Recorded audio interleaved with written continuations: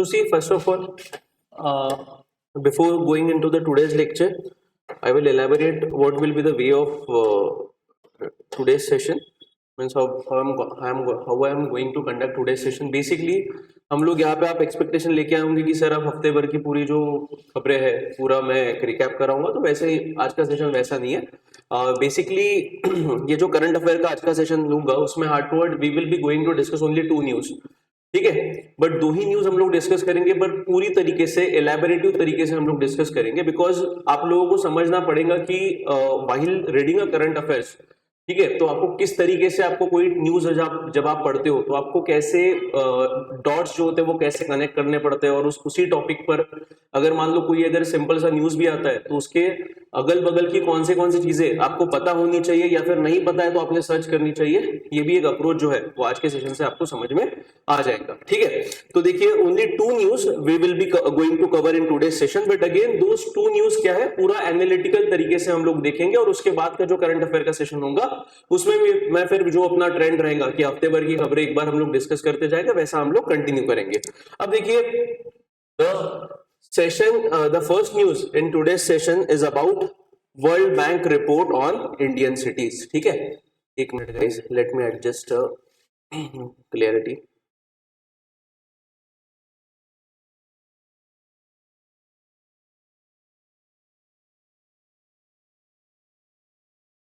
हाँ, तो जो पहली खबर है हमारी वो क्या है, वर्ल्ड बैंक रिपोर्ट किस पर, इंडियन सिटीज पर. अब देखो ऐसे जो रिपोर्ट्स होते हैं वो रिपोर्ट जनरली इंडिया के लेवल पे भी पब्लिश किए जाते हैं, या फिर इंटरनेशनल रिपोर्ट जब आते हैं और उसमें अगर कहाँ पे तो भी इंडिया का जिक्र किया गया है तो ऐसे reports are very much important from UPSC perspective, because ऐसे रिपोर्ट्स पे डायरेक्टली प्रीलिम्स में भी सवाल पूछा जाता है, और ऐसे रिपोर्ट्स पे डायरेक्टली जो अपना मेंस होता है उसमें भी आपको आंसर राइटिंग करते वक्त कुछ फैक्ट्स एंड फिगर्स जो रहते हैं ऐसे रिपोर्ट्स से you can directly quote the facts and figures, because ये जो रिपोर्ट्स होते हैं these are the authentic reports. जैसे यहाँ पे देखो जो हमारा आज का पहला न्यूज है वो कौन सा है, वर्ल्ड बैंक रिपोर्ट. अब ऑब्वियस बात है बेटा, ये रिपोर्ट किसने पब्लिश किया है, वर्ल्ड बैंक ने पब्लिश किया है. किसके ऊपर है, तो इंडियन सिटीज के ऊपर ये रिपोर्ट पब्लिश किया. मतलब ऑब्वियस बात है कि ये ऑथेंटिक रिपोर्ट होगा और ट्रस्टेबल रिपोर्ट होगा. मतलब इसमें जो भी चीजें, जो भी facts and figures Indian cities के बारे में बताई गई है वो हमारे लिए इंपॉर्टेंट है, और आप पेपर में लिख सकते हो, और इसके ऊपर प्रीलिम्स में भी सवाल पूछा जा सकता है. ठीक है, अब सबसे पहले कोई भी खबर जब आती है तो ये न्यूज में क्यों है, तो ऑब्वियस बात है ये रिपोर्ट पब्लिश हुआ होगा इसीलिए खबर न्यूज में है. तो recently the World bank in collaboration with union ministry of housing and urban affairs, ठीक है, सो भारत सरकार की कौन सा मंत्रालय, union ministry of housing and urban affairs has release a report titles towards resilient and prosperous cities in India. क्या title है report का, towards resilient and prosperous cities in India. देखिए अभी ये रटना वगैरह नहीं है, बट आपको ध्यान में रखना पड़ेगा कि भाई रिपोर्ट का नाम क्या है, कि towards resilient and prosperous cities in India. शायद से आपको इसके ऊपर ही पूछ ले प्रीलिम्स में सवाल, तो आपको ये पता होना चाहिए. अब ये रिपोर्ट ज्वाइंटली किसने बनाया, world bank in collaboration with किसके साथ में, यूनियन मिनिस्ट्री, ठीक है, of housing and urban affairs के साथ मिलकर इन्होंने ये रिपोर्ट पब्लिश किया है. The report estimated that Indian cities will require $2.5 trillion by 2050 to build climate resilient infrastructure and services. देखो two terminologies are clearly mentioned in the report. The first terminology is कि भाई climate resilient infrastructure, कि हमको हमारे cities के अंदर ऐसा infrastructure बनाना है कि जैसे आप सभी को पता है कि क्लाइमेट चेंज इज हैपनिंग, ठीक है, ग्लोबल वार्मिंग इज हैपनिंग, और इसके कारण क्लाइमेट चेंज हो रहा है. और क्लाइमेट चेंज में क्या हो जाता है, अचानक से बहुत ही कम स्पैन में बहुत ज्यादा बारिश हो रही है, तो कभी इतनी ज्यादा, कभी इतने मतलब इतने लंबे स्पैन तक कुछ बारिश ही नहीं होती है. जैसे उदाहरण के तौर पे अगर मानसून की हम लोग बात करें तो पहले मानसून कैसे होता था, 7-7, 8-8 दिन बारिश चलती थी, बट एकदम धीमी बारिश होती थी, जैसे जिसको ड्रिजलिंग बोलते हैं, ठीक है, मतलब एकदम बूंदाबांदी जो होती है एकदम उतनी नहीं होती थी, बट ड्रिजल होता था, ठीक है, तो 7-8 दिन तक चलता था. बट अभी क्या हो रहा है, जैसे जैसे हम लोग आगे चलते जा रहे हैं, जैसे जैसे साल पास हो रहे हैं, वैसे वैसे क्या हो रहा है, तो क्लाइमेट चेंज के कारण ये जो इंपैक्ट है, ये जो पुराने जमाने की बारिश है अभी गायब हो रही है, और अभी क्या हो रहा है कि 10-15 दिन बारिश रहती नहीं है, बट अचानक से 1-2 दिन ऐसी बारिश होती है कि पूरे महीने भर की बारिश एक ही दिन में हो जा रही, ठीक है. अब ये तो मॉनसून की बात हुई. इसके अलावा समर में भी हमने देखा बेटा कि समर में पहले जो समर एकदम माइल्ड होते थे या फिर एवरेज हुआ करते थे, टेम्परेचर वाज अराउंड 40-45, बट अभी वही जगह पे टेम्परेचर लगभग 45 डिग्री के सिर्फ 45 डिग्री सेल्सियस के अभाव ही वहां पे रहता है, या फिर कभी कभार 50 डिग्री सेल्सियस से भी ऊपर जाता है। और तब हम लोग न्यूज़पेपर में सुनते हैं या फिर सोशल मीडिया पे सुनते हैं कि भाई हीट वेव आ गई है, हीट वेव आ गई है।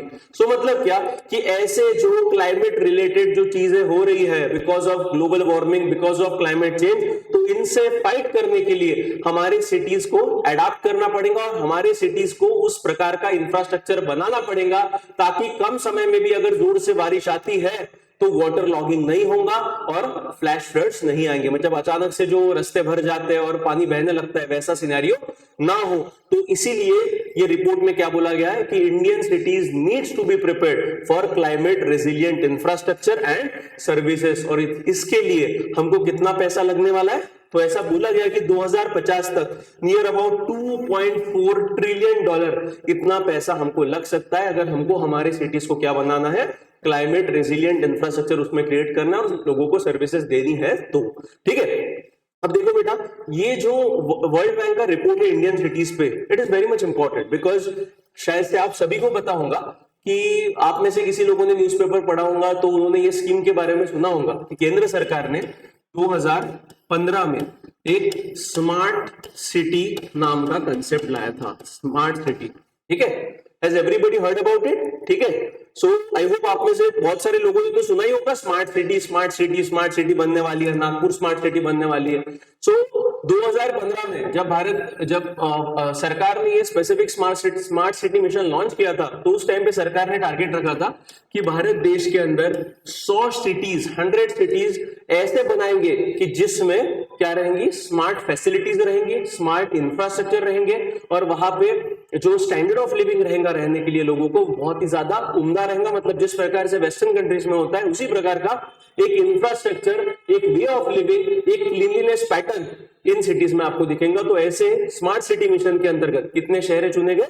100 शहर चुने गए और उनको बोला गया कि हम लोग 2015 में स्मार्ट सिटी चुनेंगे और इनको पहले टारगेट दिया गया था 2020 तक का, कि 2020 तक मतलब 5 साल में सरकार क्या करने वाली थी, सरकार उन 100 शहरों को स्मार्ट सिटी में कन्वर्ट करने वाली थी कि ऐसे सिटीज की जहां पे गंदगी नहीं होगी, वाटर लॉगिंग नहीं होगा, स्मार्ट इंफ्रास्ट्रक्चर रहेगा और लोग जो है उनका स्टैंडर्ड ऑफ लिविंग इंप्रूव हो जाएगा और एक सस्टेनेबल जीने का तरीका इन सिटीज में अपनाया जाएगा। तो ऐसा किसने बोला? सरकार ने बोला। पहले टारगेट था 2020, फिर जब सरकार को दिखा कि भाई 2020 में तो हमारी शहरें स्मार्ट नहीं हो रही है, तो सरकार ने क्या कर दिया, और 5 साल इसका टारगेट बढ़ा दिया। तो अभी वो टारगेट कितना है?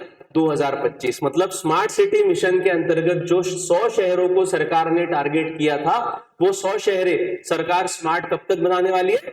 2025। अब बेटा आपको ताजुब होगा, अभी का जो साल चल रहा है वो कौन सा है? Right now we are in 2025। तो अभी कोई एक्सटेंशन तो डेफिनेटली मिलने वाला है बिकॉज अभी तक भारत के ये 100 में से एक भी शहर स्मार्ट नहीं बना।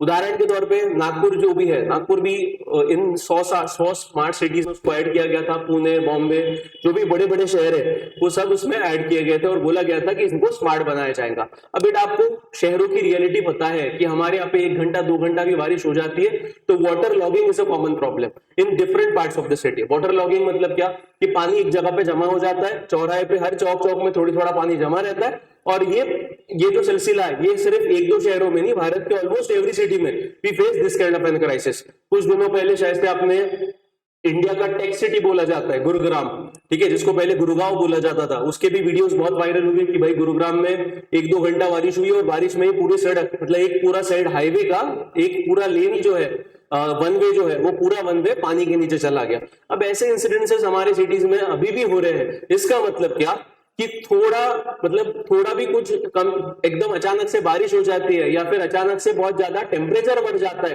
तो ऐसे कंडीशन में हमारी शहरें क्या हो रहे हैं, हमारे शहरों का जो इंफ्रास्ट्रक्चर है वो कोलैप्स हो रहा है, वो शहर में रहने वाले लोगों के लिए पर्याप्त नहीं है और उसके कारण बहुत बार लोगों की जानें भी जाती है और लोगों का जो मतलब क्या जिंदगी भर की कमाई होती है वो भी पानी में डूब जाती है। Yes, we have seen 2 years back in Nagpur जो एक बहुत जम के बारिश हुई थी रात भर में, तो ऐसे कंडीशन में क्या पूरा बरडी का जो इलाका था वो पानी के नीचे चला गया था। उसमें क्या हुआ कि भाई जो दुकानें थे वो पूरी पानी में चले गए, लोगों के घर में पानी चला गया। तो ऐसे कंडीशन में क्या होता है, ऐसे कंडीशन में जो लोगों की जिंदगी भर की कमाई होती है वो भी बर्बाद हो जाती है। अब ये क्या है ये इसके कारण हो रहा है बिकॉज अभी तक हमारी जो शहरें हैं वो क्लाइमेट रेजिलिएंट इंफ्रास्ट्रक्चर बनाने में कामयाब नहीं हुई है। ठीक है, तो इसके लिए ये जो रिपोर्ट वर्ल्ड बैंक ने बनाया है इंडियन सिटीज के ऊपर, जिसको बोला गया towards resilient and prosperous cities in India, तो ये रिपोर्ट उसी पर उंगली रखता है कि भाई कैसे भारत के शहरें आने वाली जो समस्याएं हैं, आने वाले जो चैलेंजेस है, किसके कारण, क्लाइमेट चेंज के कारण, ग्लोबल वार्मिंग के कारण, उससे कैसे फाइट कर सकते हैं और लोगों की जान कैसे बचाई जा सकती है, लोगों का इनकम कैसे इंक्रीज किया जा सकता है, ये सारी चीजें इस रिपोर्ट में वहां पे बताई गई है। देखो बेटा, जब फ्लड आता है, अब in yesterday only I was reading one report, ठीक है, अब आजकल सोशल मीडिया के बहुत अलग अलग प्लेटफॉर्म है, उस पर एक रिपोर्ट पढ़ रहा था। गुरुग्राम में जो बाढ़ आई ना, उसमें जो झुग्गी झोपड़ी में रहने वाले लोग हैं उनके भी घर में पानी चले गया। अब बेटा वो जो लेडी थी, she was a single women and she said this statement कि भाई मतलब जो बाढ़ वगैरह जब आती है और हमारे घरों में जब पानी भरता है, and she was having some small business at her home, जब पानी भरता है बोले तो हमारे यहाँ पे बोले कि पूरा का पूरा जो मेरा सामान रहता है पूरा गीला हो जाता है, और लिटरली हमको एक बाढ़ का पानी अगर मेरे घर पे घुसा तो वो हमको 10 साल पीछे लेके जाता है बोले, because that women was बेयरली earning 100 rupees a day. ठीक है, सो उसको वही पूछा गया कि मतलब देखिए बाढ़ का इम्पैक्ट लोगों के जीवन पे क्या होता है। सो ये कौन से लोग हैं, वल्नरेबल पीपल, कि एकदम मतलब जो गरीब लोग हैं, जिनका पक्का मकान नहीं है, जो झुग्गी झोपड़ी में रहते हैं, और बहुत टाइम पे इंडियन सिटीज में नाले आर वेरी वाइब्रेंट, तो ये नाला वगैरह जो होता है फिर नदी के किनारे में रहने वाले लोग रहते हैं, बिकॉज ज्यादातर झुग्गी झोपड़ियां ऐसी जगह पे होती है, और जब भी जम के बारिश होती है तो ये जो नाला होते हैं ये पूरे फुल फ्लो में बहते हैं और पूरे अगल बगल वाली बस्ती में पानी भी चले जाता है। तो ऐसे कंडीशन में ये गरीबों के घर क्या होते हैं, पानी में डूब जाते हैं, और जब डूबते हैं तो लिटरली उनको 10 साल पीछे लेके जाते हैं, मतलब उनकी जो पूरी जिंदगी भर की कमाई होती है वो क्या हो जाती है, वॉश आउट हो जाती है। तो ऐसा ना हो, इसीलिए क्या आवश्यक है कि क्लाइमेट रेजिलिएंट इंफ्रास्ट्रक्चर बनाना हमारे शहरों के लिए ये बहुत आवश्यक बन चुका है। जैसे मैंने बताया, बहुत सारे लोग जाने भी गवाते हैं, जैसा गुरुग्राम का भी अभी उदाहरण दे रहा हूं मैं, कि गुरुग्राम में जब बारिश हुआ 1-2 हफ्ते पहले की बात है, तो वहां पे एक अच्छा मिडिल क्लास बंदा वो इलेक्ट्रोक्यूशन से मर गया। ठीक है, मतलब इलेक्ट्रिसिटी के वायर पानी में गिरे, उसने हाथ लगाया, मर गया बेटा जगह पे। तो ऐसे बहुत सारे इंसिडेंसेस हमको देखने को मिलते हैं। किस कारणवश, क्योंकि अभी हमारी सिटीज क्या है, हमारी सिटीज में क्लाइमेट रेजिलिएंट इंफ्रास्ट्रक्चर नहीं बनाया है, बिकॉज ऐसे शॉर्ट स्पैन में जो जम के बारिश होती है, इसको हमारी सिटीज क्या नहीं कर सकती है, एकोमोडेट नहीं कर सकती है, और उसके कारणवश हमको रास्ते पे, नालों पे, गड्ढों पे हर जगह पानी दिखाई देता है। ठीक है, अब इस रिपोर्ट में क्या बताया गया, देखो कोई भी रिपोर्ट जब आता है तो पहले आपको क्या देखना है कि वो रिपोर्ट स्पेसिफिकली न्यूज में क्या है, what is the purpose behind that report, उस रिपोर्ट को कौन बना रहा है। ठीक है, ये आपको पता होना चाहिए, उसका पर्पस क्या है ये पता होना चाहिए, उसके बाद उसमें क्या बोला गया, क्योंकि बहुत बार ऐसे जो रिपोर्ट्स होते हैं उसमें बहुत इंपॉर्टेंट डेटा लिखा रहता है। अब इस रिपोर्ट में क्या बोला गया है, the first point, the report projects that the countries urban population will nearly double two 951 million bye 2050 तक हमारी जो शहरों में रहने वाली आबादी है वो कितनी हो जाएंगी, आज के टाइम से दुगना हो जाएंगी, मतलब 951 million people, and that bye 2030 cities will account for 70% of all new employment generated. मतलब 2030 तक भारत में जितने भी रोजगार पैदा होंगे उसमें से लगभग 70% रोजगार कहां पे पैदा होंगे, शहरों में पैदा होंगे। तो इसीलिए क्या होगा कि आने वाले समय में इंडिया में अर्बनाइजेशन बढ़ने वाला है। अर्बनाइजेशन बढ़ने वाला है मतलब जिसको हम लोग मराठी में या फिर हिंदी में शहरीकरण बोलते हैं। तो ये शहरीकरण मतलब क्या होता है कि धीरे धीरे करके लोग गांव छोड़ के शहर में आ रहे हैं और शहर बढ़ते जा रहे हैं। ठीक है, देखो बहुत बार ये शहर बढ़ना is good thing, because if you want to be a developed nation, अगर डेवलप्ड नेशन की बात करें तो वहां पे ज्यादातर लोग शहरों में रहते हैं, बट वहां के जो शहर है और हमारे शहर है, सबसे बड़ा फर्क क्या होता है कि हमारे शहर अनप्लैन्ड होते हैं, उनके शहर प्रॉपर तरीके से प्लान किए जाते हैं। मतलब उनका जो डेवलपमेंट का तरीका होता है वो प्लान डेवलपमेंट होता है, और हमारे शहरों का जो डेवलपमेंट का तरीका होता है वो ज्यादातर टाइम अनप्लैन्ड होता है। अब अनप्लैन्ड मतलब कैसा, उदाहरण आप मुंबई में देख सकते हैं, उदाहरण आप नागपुर में देख सकते हैं, उदाहरण आप पूना में देख सकते हैं। आप कोई भी सिटी में जाओ तो आपको वो सिटी के सेंटर में, सिटी के जो ये होता है पेरीफेरी होती है, वो पेरीफेरी में आपको ज्यादातर झुग्गी झोपड़ियां दिखेंगी। बिकॉज क्या, ये बेचारे लोग जॉब ढूंढने के लिए गांव वगैरह देहात छोड़ के आते हैं, शहरों में बस जाते हैं, वहां पे प्रॉपर इंफ्रास्ट्रक्चर नहीं होता है, महंगाई बहुत ज्यादा होती है, हाउसिंग फैसिलिटी रहती है बट उसका रेंट बहुत ज्यादा होता है कि वो अफोर्ड नहीं कर पाते। तो ऐसे कंडीशन में बेचारे क्या करते हैं कि जहां पे भी उनको जगह दिखी झुग्गी झोपड़ी डाल दी और वहां पे अपना रहना, अपना संसार शुरू करते हैं और वहां से फिर काम करते हैं। तो बेटा ऐसे situations are very common in India. मतलब क्या कि हमारे यहाँ पे जो डेवलपमेंट हो रहा है, हमारे यहाँ पे जो अर्बनाइजेशन हो रहा है, हमारे यहाँ पे जो शहरीकरण हो रहा है, वो प्रॉपरली प्लान नहीं रहता है। Is it clear to everyone? जैसे वेस्टर्न कंट्रीज में हमको दिखाई देता है।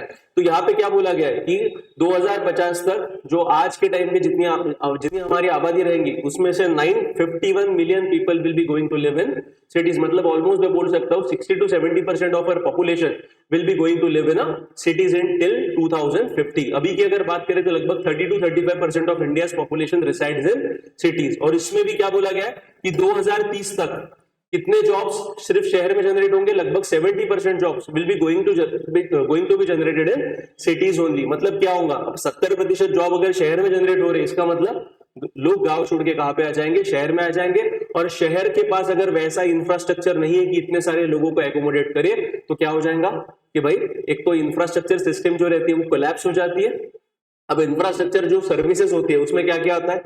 शुद्ध हवा, शुद्ध पानी, ठीक है, रहने के लिए जगह, पक्का मकान, क्लीनलीनेस, ये सारी सुविधा फिर महानगर पालिका या फिर जो सिटी कॉर्पोरेशन रहती है वो इन एक्सेस में जो लोग आ रहे हैं उनको प्रोवाइड नहीं कर सकती है, बिकॉज उसके पास उतनी कैपेसिटी नहीं रहती है। तो ऐसे कंडीशन में सबसे बड़ा चैलेंज यही है कि जैसे जैसे इंडिया का अर्बनाइजेशन हो रहा है, तो जो आने वाले लोग हैं शहर में, उनके लिए सुविधाएं देना भी उतना ही एक चैलेंजिंग टास्क बनते जा रहा है हमारे कॉर्पोरेशंस के सामने। Is it clear to everyone? So ये फैक्ट ध्यान में रखना। In addition to the rapid pace of urbanisation, Indian cities will face 2 major shocks in a business as usual scenario. इसने बोला है कि अर्बनाइजेशन तो होने वाला है, बट वो अर्बनाइजेशन होते होते इंडियन सिटीज 2 सबसे बड़े शॉक फेस कर सकते हैं और ऑलरेडी फेस कर रहे हैं। One is flooding and second is extreme heat. एक क्या बोला गया कि भाई फ्लडिंग होगा, या फिर दूसरा क्या बोला गया? एक्सट्रीम हीट की समस्या is becoming very common day by day। ठीक है, even when summer was there 2 or 3 months back, तो उस टाइम पे भी हमने देखा, जैसे मैंने अभी बताया कि IMD का हीट वेव का वार्निंग आ जाता है। आप सभी के पास में स्मार्टफोन है, तो स्मार्टफोन में वेदर का एक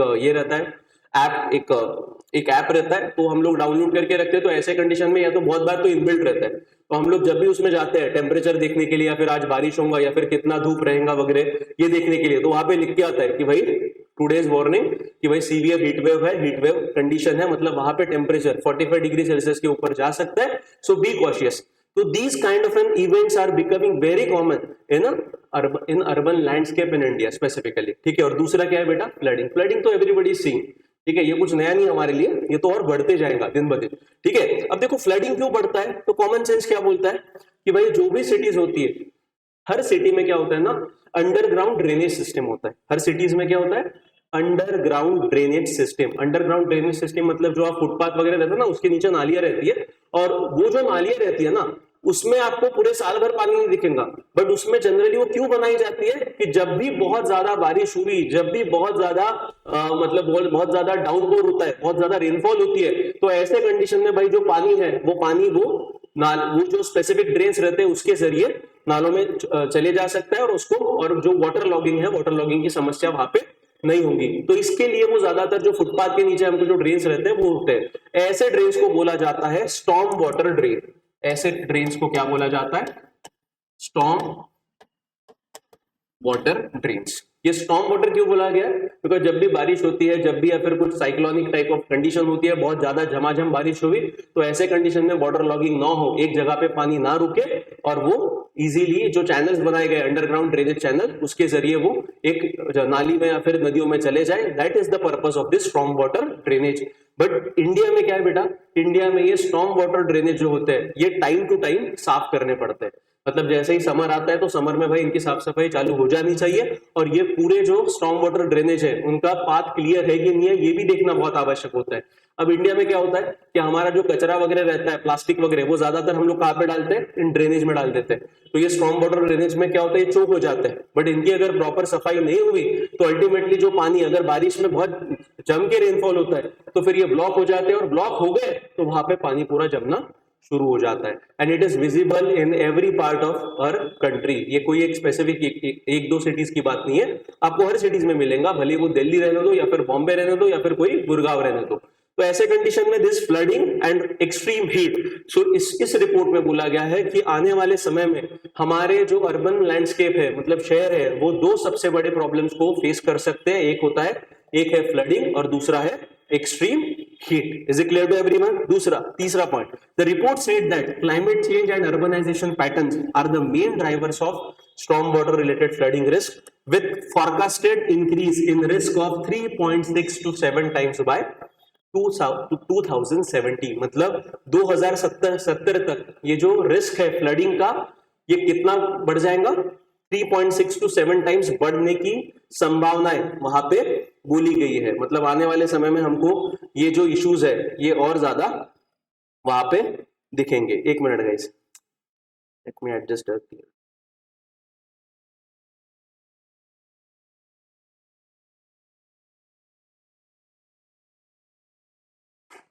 हाँ ठीक है।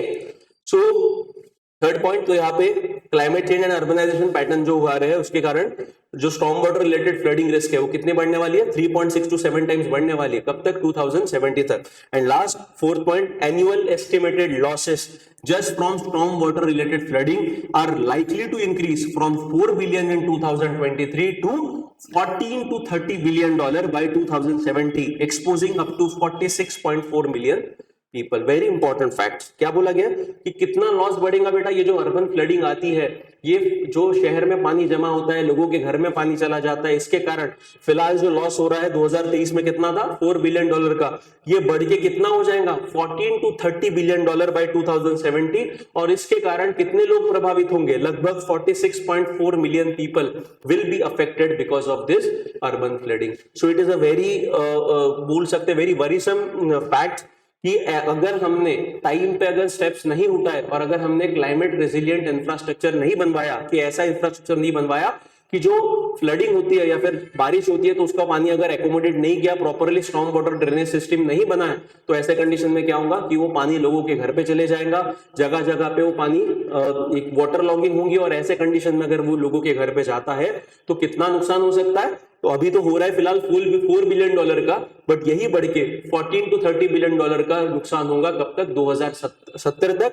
और लगभग इससे कितने लोग प्रभावित होंगे? 46.4 million people will be affected by this urban flooding phenomena. उसके बाद ये तो हो गया फ्लडिंग का, और दूसरा है हीट रिलेटेड। मतलब क्या है? जो हीट रिलेटेड इश्यूज है वो भी बहुत बढ़ना चालू होंगे। तो heat related death can double to over 3 lakh each year by 2050 due to global warming and the urban heat island phenomena, the report said. क्या बोला गया कि भारत में आने वाले समय में 2050 तक जो डेथ्स है वो कितने होंगी? 3 लाख लोगों की जानें हर साल जाएंगी 2050 तक, और to global warming and the urban heat island phenomena. अब ये अर्बन हीट आइलैंड फिनोमिना क्या है? तो it is a very common concept, urban heat. So basically आप देखो, आप शहर में अगर रहते हो तो शहर में जो टेम्परेचर होता है फ्रॉम द सराउंडिंग रीजन, मतलब गांव के तुलना में, तो वो टेम्परेचर कम से कम 3 से 5 डिग्री सेल्सियस ज्यादा होता है। तो अब शहर में ये टेम्परेचर ज्यादा क्यों होता है as compare to the villages? Because शहर में क्या है बेटा? कंक्रीट का पूरा जंगल है। और ये कंक्रीट की एक खासियत क्या होती है कि आपको हर जगह पे सिटीज में आजकल जो इंडिया में आपको ट्रेंड दिखाई दे रहा है कि जहां पे भी भाई खुली जगह है वहां पे सीधा क्या करते हैं? बिल्डिंग कंस्ट्रक्शन करना शुरू कर देते हैं, मतलब कंक्रीट डालना शुरू कर देते हैं और पूरा कॉन्क्रीटाइजेशन हो रहा है। इवन हमारे जो रोड्स है वो भी किसके बन रहे हैं? कंक्रीट्स के बन रहे हैं। And the reason behind this heat effect in India is basically क्या है? कंक्रीट। ये कंक्रीट क्या करता है ना, ये कंक्रीट हीट को ट्रैप करके रखता है। तो जब भी आप देखो, जब समर आता है तो समर में स्पेसिफिकली हीट को ट्रैपिंग कैपेसिटी इसकी ज्यादा होती है। तो ऐसे कंडीशन में, और पूरे शहर में जो ग्रीन स्पेसेस है वो कम होते जा रहे हैं, मतलब गार्डन्स कम होते जा रहे हैं। जहां जहां पे पेड़ पहले हुआ करते थे वो पेड़ काट के वहां पे बिल्डिंग्स बनाई जा रही है। तो ऐसे कंडीशन में आपको बहुत हर जगह पे आपको कंक्रीट दिखता है, और ये कंक्रीट क्या करता है? हीट को ट्रैप करके रखता है। और इसके कारण जो सिटी का टेम्परेचर है as compare to the surrounding region, ये आपको 3 to 5 डिग्री सेल्सियस ज्यादा दिखाई देता है, ज्यादा होता है। और इसी इफेक्ट को बोला जाता है अर्बन हीट आइलैंड इफेक्ट। मतलब एक प्रकार का आइलैंड होता है, कैसा? जहां पे टेम्परेचर ज्यादा है as compare to the surrounding region. But again one of the reason क्या है कि जो कॉन्क्रीटाइजेशन हम लोग कर रहे हैं सिटी के अंदर में, वो that is one of the major reason for urban heat island phenomena, and this is happening in all over different parts of the world as well. Specifically India की बात करें तो इंडिया में तो सिटीज में फिनोमेना बहुत ज्यादा level पे देखा ही जाता है। ठीक है, तो इसमें ऐसा बोला गया है कि हीट रिलेटेड डेथ कितने होंगे, डबल हो जाएंगे, लगभग 3 लाख पर साल। कब तक? 2050 तक। उसके बाद 6 point measures like shifting working hours to early morning and late afternoon, urban greening, early warning system and cool roofs can save over 1.3 lakh lives, it added. ये रिपोर्ट में क्या बोला गया कि भाई कौन से मेजर्स लेने आवश्यक है। तो measures like shifting working hours, मतलब क्या होता है कि हमारे यहाँ पे जो स्टैंडर्ड वर्किंग होता है सुबह 10 बजे शुरू होता है, शाम को 5 बजे खत्म होता है।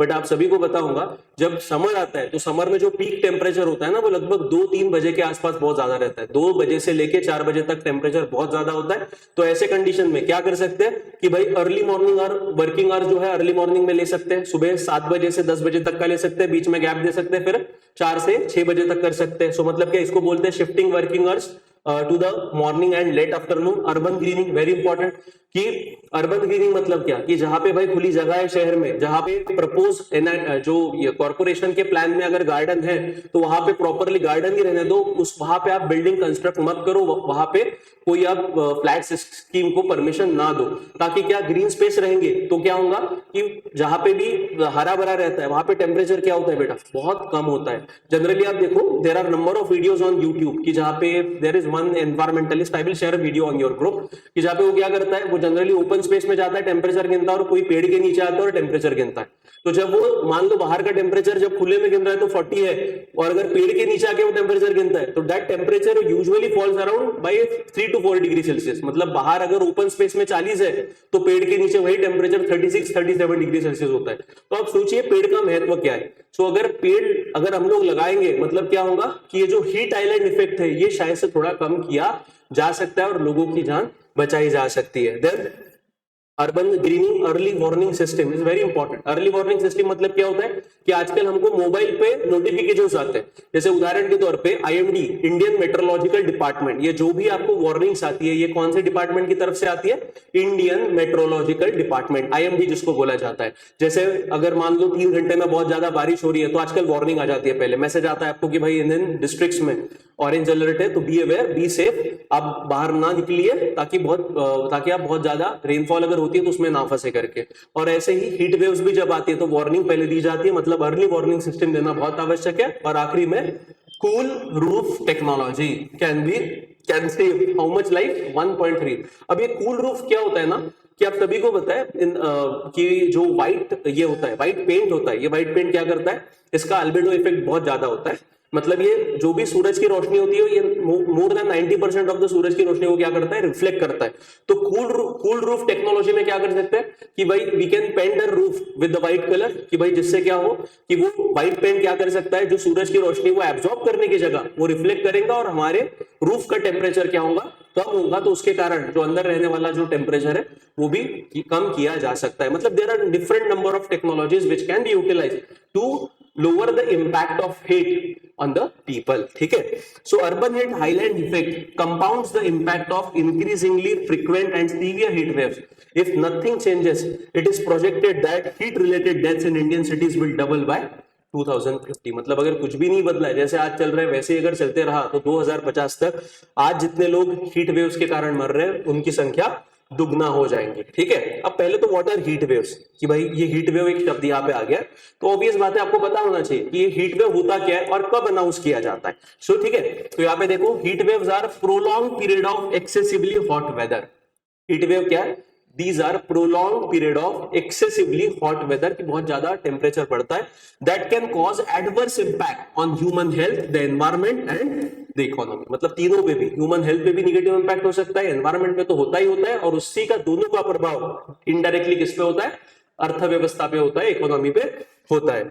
India being a tropical country is particularly vulnerable to heat waves which have become more frequent and intense in recent years। Basically देखो कि ज्योग्राफी में नीलेश सर आपको पढ़ाएंगे, बट ये जो ट्रॉपिकल कंट्री है, ट्रॉपिकल कंट्री का मतलब क्या होता है कि यहाँ पे आता है ट्रॉपिक ऑफ कैंसर, यहाँ पे आता है ट्रॉपिक ऑफ कैप्रिकॉर्न, और इन दोनों के बीच जो भी देश होते हैं बेटा इनको कहा जाता है ट्रॉपिकल कंट्री। तो अगर आप इंडिया की लोकेशन भी देखोगे तो इंडिया आपको इसी के बीच दिखेगा। अब ऐसे कंडीशन में India being an tropical country, तो दुनिया में सबसे ज्यादा सूरज की रोशनी अगर किसी रीजन में पड़ती है तो इस रीजन में पड़ती है जो ट्रॉपिक ऑफ कैंसर और ट्रॉपिक ऑफ कैप्रिकॉर्न के बीच आता है। और इंडिया यहाँ में आने के इस रीजन में आने के कारण हमारे यहाँ पे भी क्या होता है कि साल भर जो टेम्परेचर है, एवरेज टेम्परेचर है, वो हमेशा ज्यादा रहता है as compare to the other regions, ठीक है। सो इसीलिए हमारे यहाँ पे ज्यादातर क्या देखे जाते हैं, our area is particularly vulnerable to heat waves, ठीक है, which have become more frequent and intense इन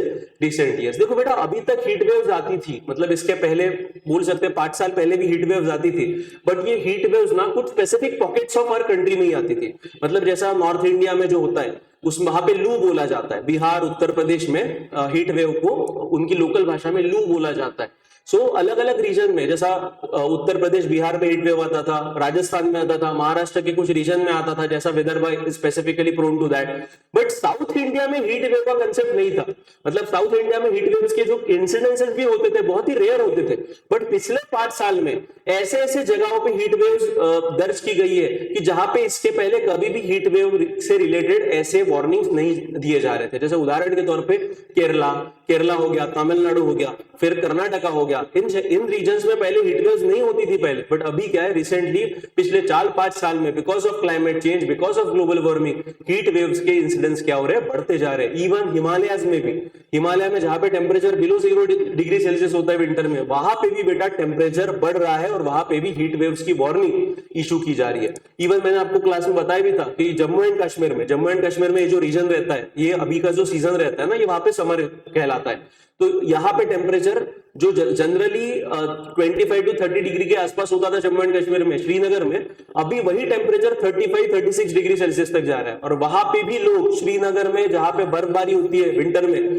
वहां पे भी लोग एसी खरीद रहे हैं कूलिंग के लिए, मतलब एसी कूलर वहां पे भी चल रहे हैं। तो आप सोचिए, मतलब because of climate change and global warming, इसका इंपैक्ट अभी सिर्फ कुछ स्पेसिफिक रीजन्स तक ना रहते हुए पूरे रीजन में, पूरे भारत भर में इसका इंपैक्ट क्या किया जा रहा है, फील किया जा रहा है, ठीक है। सो अभी इसके कारण हीट वेव्स की घटनाएं आने वाले समय में आपको ज्यादा बढ़ी हुई दिखेंगी। हीट वेव्स फिर क्या है, are prolong period of excessive hot weather, मतलब बहुत लंबे समय तक, मतलब 1 हफ्ता 2 हफ्ते तक क्या होता है, prolong period of excessive hot weather वहां पे एक्सपीरियंस किया जाता है। अब क्राइटेरिया क्या है, अब ये तो डेफिनेशन हो गया, but there are certain criteria. देखो, जब भी हीट वेव अनाउंस की जाती है, फिर वो आपको वार्निंग दी जाती है, तो टेम्परेचर कितना बढ़ना चाहिए, ये सारी चीजें वहां पे बताई देखी जाती है और उसके बाद वार्निंग्स इशू की जाती है। So criteria for declaring heat wave in India क्या है, so for specifically in plain and hilly region, plain मतलब जैसा Nagpur region plain region, hilly region मतलब जहां पे भी जैसा हिमालयस हो गया, वेस्टर्न घाट्स हो गया, वहां पे।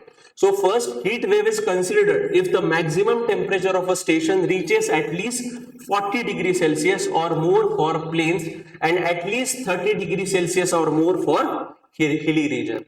मतलब अगर वो स्पेसिफिक शहर कहाँ पे प्लेन रीजन में है, तो वहां पे टेम्परेचर कितना 40 डिग्री सेल्सियस या फिर उससे ज्यादा है, तो वहां पे हीट वेव की वार्निंग इशू की जाती है। और हिली रीजन में है तो वहां का टेम्परेचर अगर 30 डिग्री सेल्सियस या फिर उससे ज्यादा बढ़ता है तो वार्निंग इशू हिली रीजन में की जाती है। दूसरा, based on departure from normal heat wave, departure from normal is 4.5 degree Celsius to 6.4 degree Celsius. मतलब ये डिपार्चर फ्रॉम नॉर्मल टेम्परेचर क्या होता है, तो जनरली मान लो कि नागपुर का temperature in the month of May जो एवरेज होता है that is around 40 to 45 degree Celsius के बीच में रहना चाहिए। यह है normal temperature in the month of May in Nagpur. But अगर मान लो नागपुर में 45 डिग्री सेल्सियस नॉर्मल कंसिडर किया जाता है in the month of May, but अचानक से क्या हो रहा है कि टेम्परेचर 4 डिग्री सेल्सियस से बढ़ जा रहा है, 4 से 4.5 डिग्री सेल्सियस बढ़ जा रहा है। मतलब जो टेम्परेचर 45 होना चाहिए वो 49 हो जाता है। तो ऐसे कंडीशन में क्या हो रहा है, इसको बोला जाता है डिपार्चर फ्रॉम नॉर्मल हीट, ठीक है, डिपार्चर फ्रॉम नॉर्मल टेम्परेचर। तो अगर ये टेम्परेचर कितना 4.5 to 6.4 डिग्री सेल्सियस अगर बढ़ जाता है अचानक से, तो भी वहां पे क्या डिक्लेयर की जाती है, हीट वेव डिक्लेयर की जाती है। तीसरा, सीवियर हीट वेव कब डिक्लेयर की जाती है, सो जब departure from normal temperature is greater than 6.4 degree Celsius, then in that location what warning is issued, severe heat wave warning is issued। जहां पे टेम्परेचर नॉर्मली 40 रहता है बट अचानक से टेम्परेचर हो रहा है 47, तो वहां पे कौन सी वार्निंग इशू की जाएंगी, सीवियर हीट वेव। मतलब नॉर्मल टेम्परेचर से जो टेम्परेचर है वो 6.4 डिग्री सेल्सियस या फिर उससे ज्यादा जब बढ़ता है तो सीवियर हीट वेव की वार्निंग इशू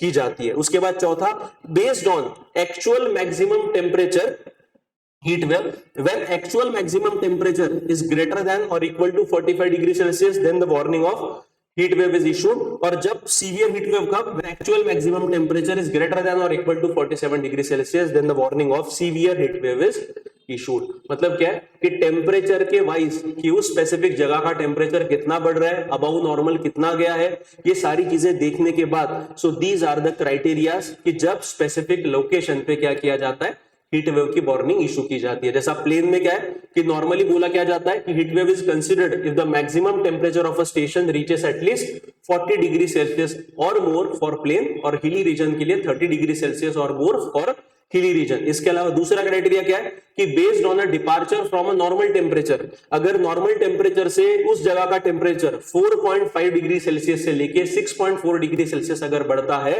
तो उस जगह पे हीट वेव वार्निंग इशू की जाती है. अगर उसी जगह पे टेम्परेचर नॉर्मल टेम्परेचर से 6.4 डिग्री सेल्सियस या फिर उससे ज्यादा बढ़ता है तो वहां पे सीवियर हीट वेव की वार्निंग इशू की जाती है. And based on actual maximum temperature, अगर किसी भी जगह पे टेम्परेचर 45 डिग्री सेल्सियस या फिर उससे ज्यादा अगर बढ़ता है तो वहां पे हीट वेव की वार्निंग इशू की जाती है. और किसी भी जगह पे जहां पे टेम्परेचर 47 डिग्री सेल्सियस या फिर उससे ज्यादा बढ़ता है तो वहां पे सीवियर हीट वेव की वार्निंग इशू की जाती है. So these are the different criterias for issuing the warning related to heat wave. ठीक है, अब इसको सर हमको ध्यान में रखना है क्या, रटना है क्या? आपको रटना तो बिल्कुल नहीं है, बट आपको ध्यान में रखना पड़ेगा ताकि एक आध बार यूपीएससी ने पूछ लिया तो हमको पता होना चाहिए. ठीक है, अब देखो बेटा, ये जो टेम्परेचर है ये टेम्परेचर रिकॉर्ड होता है. जैसे नागपुर की अगर बात करें तो नागपुर में ना स्टेशंस रहते हैं. किसके स्टेशन रहते हैं? इंडियन मेट्रोलॉजिकल डिपार्टमेंट के स्टेशंस रहते हैं. तो आईएमडी वाले क्या करते हैं, इनके वेदर स्टेशंस होते हैं. तो ये वेदर स्टेशंस आपको अलग अलग सिटीज में, अलग अलग गांव में आपको दिखेंगे. और ये स्टेशंस क्या करते हैं, टेम्परेचर रिकॉर्ड करते हैं, कितनी बारिश हुई है ये रिकॉर्ड करते हैं, और फिर दूसरे दिन हमको पेपर में लिख के आता है कि भाई नागपुर में इतनी इतनी बारिश हुई है. तो ये हमको कैसे पता चलता है? क्योंकि नागपुर में अलग अलग जगह पे वेदर स्टेशन आर देयर और ये वेदर स्टेशन से डेटा कलेक्ट किया जाता है और वो कलेक्ट किया हुआ डेटा हमारे सामने पब्लिश किया जाता है. अब ये हीट वेव कब कंसिडर की जाती है? If the above criteria are met at least at a two station in meteorological subdivision for at least 2 consecutive days, then it is declared on a second day. मतलब दो मेट्रोलॉजिकल स्टेशंस पे temperature, अगर मान लो नागपुर में नागपुर में जनरली टेम्परेचर जा रहा है अबाउ 47 डिग्री सेल्सियस, और ये 47 डिग्री सेल्सियस का टेम्परेचर जब तक 2 स्टेशन में दिखेगा नहीं और उसके बाद ये अगर कंटिन्यू रहेगा नहीं तब तक ये अनाउंस नहीं किया जाता कि हीट वेव है करके. Is it clear to everyone? So मतलब क्राइटेरिया क्या है कि जो भी क्राइटेरिया है वो एटलीस्ट 2 स्टेशन पे दिखना चाहिए उतना टेम्परेचर, और उसके बाद दूसरे दिन जो होता है दूसरे दिन हीट वेव की वार्निंग इशू की जाती है. Is it clear to everyone? मतलब these are the standard criterias publish by Indian meteorological department. ठीक है, और वही कोस्टल एरियाज की अगर बात करें, मतलब जो कोस्ट है इंडिया की, so when a maximum temperature departure is 4.5 degree Celsius और मोर फ्रॉम नॉर्मल और heat wave may be describe provides the actual maximum temperature is 37 degree Celsius और मोर. मतलब कोस्टल रीजन में हीट वेव कब declare की जाती है? अगर मान लो उस जगह का टेम्परेचर है 35, नॉर्मल टेम्परेचर 35 रहता है उस सीजन में, और वहां से अगर टेम्परेचर कितना बढ़ रहा है 4.5 डिग्री सेल्सियस बढ़ के कितना हो रहा है 39.5. ठीक है, अगर इतना टेम्परेचर होता है तो मतलब क्या कि वहां का टेम्परेचर नॉर्मल टेम्परेचर से 4.5 डिग्री सेल्सियस बढ़ चुका है, और heat wave may be describe provided the actual maximum temperature is 37 degree Celsius और मोर. मतलब ये जो टेम्परेचर है जो 4.5 डिग्री सेल्सियस से बढ़ा हुआ है तो ये कितना होना चाहिए? It should be about 37 degree Celsius. तो यहाँ पे क्या है 39 है, मतलब उस जगह पे क्या घोषित किया जाएगा कोस्टल रीजन में? हीट वेव घोषित की जा सकती है. ठीक है, so these are the different criterias for different region for announcing the heat wave condition. वहां पे नॉर्मल हीट वेव भी घोषित की जा सकती है या फिर सीवियर हीट वेव भी घोषित किया जा सकता है. तो ये क्राइटेरिया जो है ये थोड़े ध्यान में रखो. यहां तक समझाए बेटा? ऑनलाइन में किसी को कुछ डाउट है? It is a very simple thing. ये रट्टा मारने की जरूरत नहीं है. आपने अगर 2-3 बार ये पढ़ भी लिया ना तो भी आपके दिमाग में बैठ जाएगा. ठीक है, अब what is urban heat island effect? तो अभी मैंने बताया कि शहर क्या है बेटा, ये अर्बन हीट आइलैंड इफेक्ट. पहली तो एक चीज दिमाग में डाल लो कि the urban heat island effect is a local and temporary phenomena. ये कैसा फिनोमेना है? लोकल और टेम्पररी फिनोमेना है, मतलब सिटी के अंदर ही देखने को मिलता है और टेम्पररी टाइम के लिए दिखता है. Experience when certain pockets within a city experience a higher heat load than surrounding और neighbouring areas on the same day. ठीक है, the variations are mainly due to heat remaining trapped within locations that often resemble concrete jungle. ये पहले बताया कि भाई concrete होने के कारण कॉन्क्रीट की एक खासियत क्या होती है कि वो हीट को ट्रैप करके रखता है, और जितना कॉन्क्रीटाइजेशन ज्यादा होगा सिटी के अंदर उतना हीट ट्रैप करने की उसकी क्षमता ज्यादा होती है, और हीट ट्रैप करने के कारण क्या होता है, सिटी के अंदर का टेम्परेचर बढ़ जाता है as compare to the surrounding region. तो इसीलिए इस फिनोमिना को बोला जाता है अर्बन हीट आइलैंड इफेक्ट। ठीक है, तो even everybody among us has experience this urban heat island effect at some point. और ये कैसा है, लोकल और टेम्पररी फिनोमिना रहता है। आप देखो नागपुर की अगर बात करें तो आप महाल में चले जाना, महाल का एरिया होता है ना, वहां पे भी सीमेंट के रास्ते भी बन गए, वहां पे भी आपको पेड़ वगैरह बड़े बड़े नहीं दिखेंगे, गार्डन बहुत ही कम है। तो ऐसे कंडीशन में पूरी जगह कॉन्क्रीटाइज हो चुकी है। तो ऐसे कंडीशन में समर में specifically in the month of में कभी विजिट करना, वहां पे आपको क्या होता है ना, आप जैसे ही पैर रखते हो तो इवन नीचे से भी भाप आती है और पूरा सराउंडिंग से आपको गर्म हवाएं बहते लगती है। तो ऐसे कंडीशन में समझ लेना कि आप कौन सा इफेक्ट फेस कर रहे हो, अर्बन हीट आइलैंड इफेक्ट। ये नागपुर में नहीं, आपको अलग अलग सिटीज में दिखेगा। The temperature variation can range between the 3 to 5 degree Celsius. मतलब टेम्परेचर कितना बढ़ता है सराउंडिंग रीजन से, 3 से 5 डिग्री सेल्सियस सिटी का टेम्परेचर ज्यादा होता है as compare to the surrounding region. इस कंसेप्ट को बोला जाता है अर्बन हीट आइलैंड इफेक्ट। और इंडियन सिटीज में this effect is very common.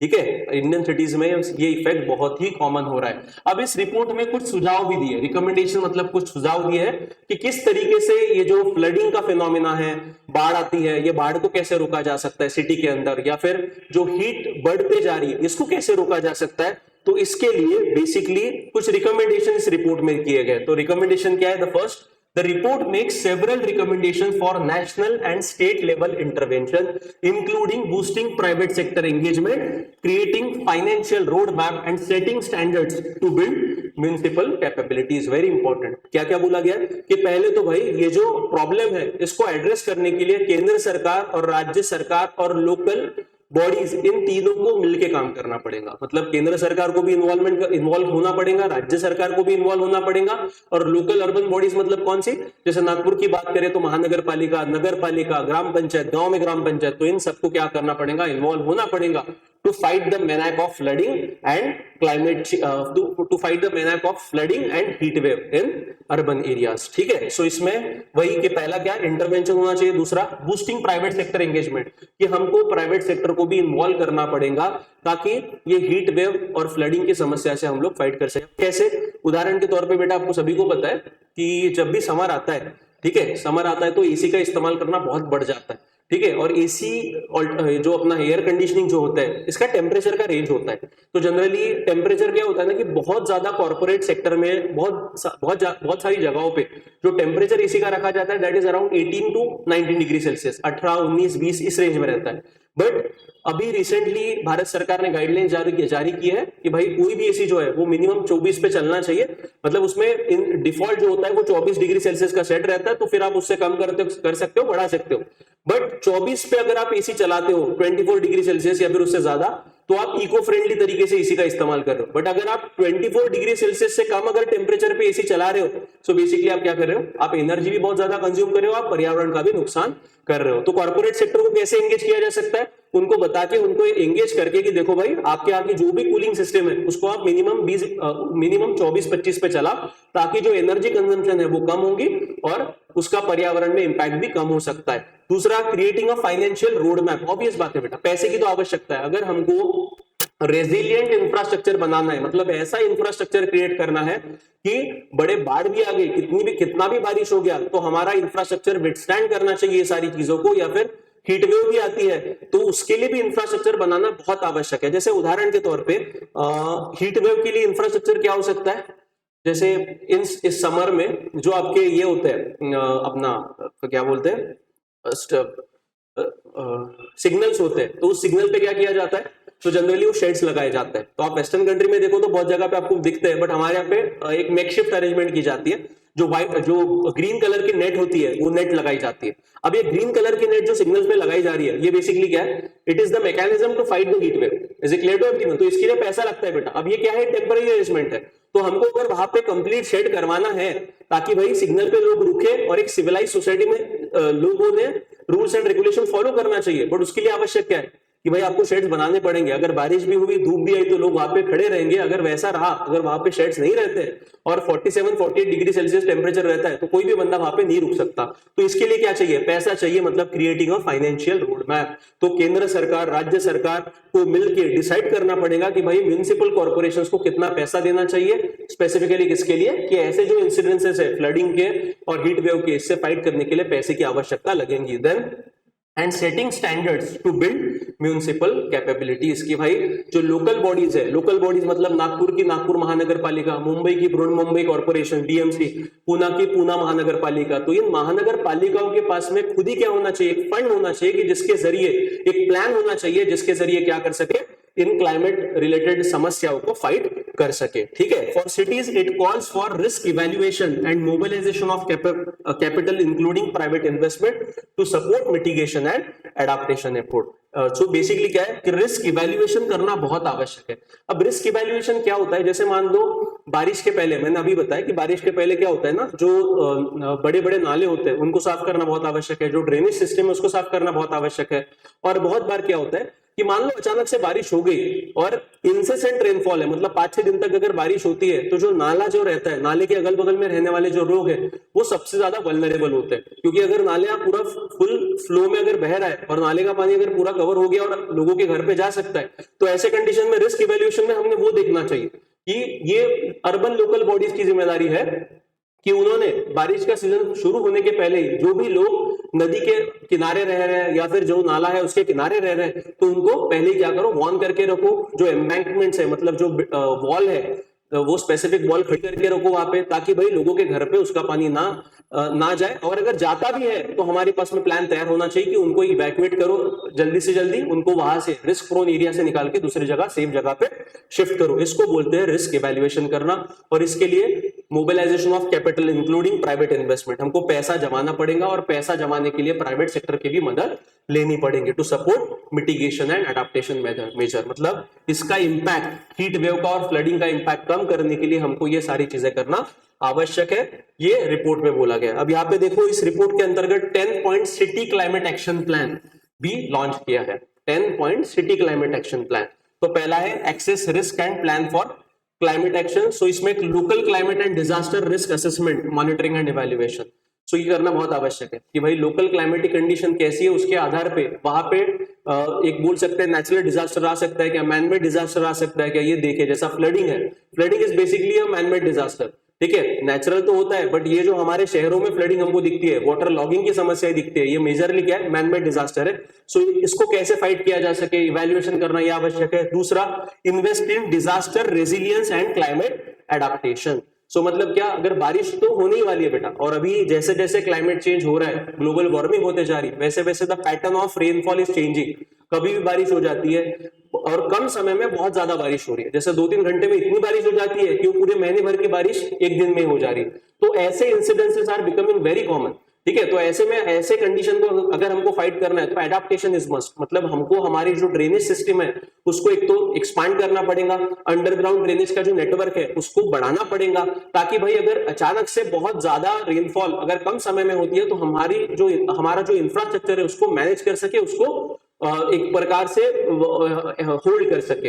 अगर ऐसा नहीं होता है तो स्ट्रॉन्ग वाटर ड्रेनेज पूरी भर जाती है, तो वही पानी क्या होता है, रास्ते पे सरफेस वाटर, वो पूरा सरफेस जो होता है वो वाटर से कवर हो जाता है। तो इसके लिए invest in disaster resilience and climate adaptation, तो इसके कुछ मेजर्स इन्होंने बताए हैं। उसके बाद invest in resilient and green development, मतलब ऐसा इंफ्रास्ट्रक्चर बनाओ कि जिसके कारण पर्यावरण पे निगेटिव इंपैक्ट ना हो, या फिर जो अर्बन हीट आइलैंड इफेक्ट है उसको कम से कम किया जा सके। जैसे उदाहरण के तौर पे आप सभी को बताएं कि हमारे यहाँ पे जो ज्यादातर बिल्डिंग्स बनते हैं वो कॉर्पोरेट बिल्डिंग्स की बात करते हैं, या फिर हाउस होल्ड बिल्डिंग्स की भी अगर हम बात करते हैं तो ज्यादातर बिल्डिंग्स में बाहर में कांच लगाया जाता है। ठीक है, ये कांच जो लगाया जाता है, अब ये क्या है ना, it is a foolishness to just use glass outside the building, because glass क्या करता है ना, ये ग्लास वगैरह जो बिल्डिंग के बाहर जो बिल्डिंग अच्छी दिखने के लिए जो ग्लास लगाए जाते हैं, this mechanism was basically we have taken it from the western world, but western country में उसकी जरूरत है बिकॉज वहां पे टेम्परेचर बहुत कम होता है। तो हीट ट्रैप करने के लिए जो भी ग्लास होता है वो क्या करता है,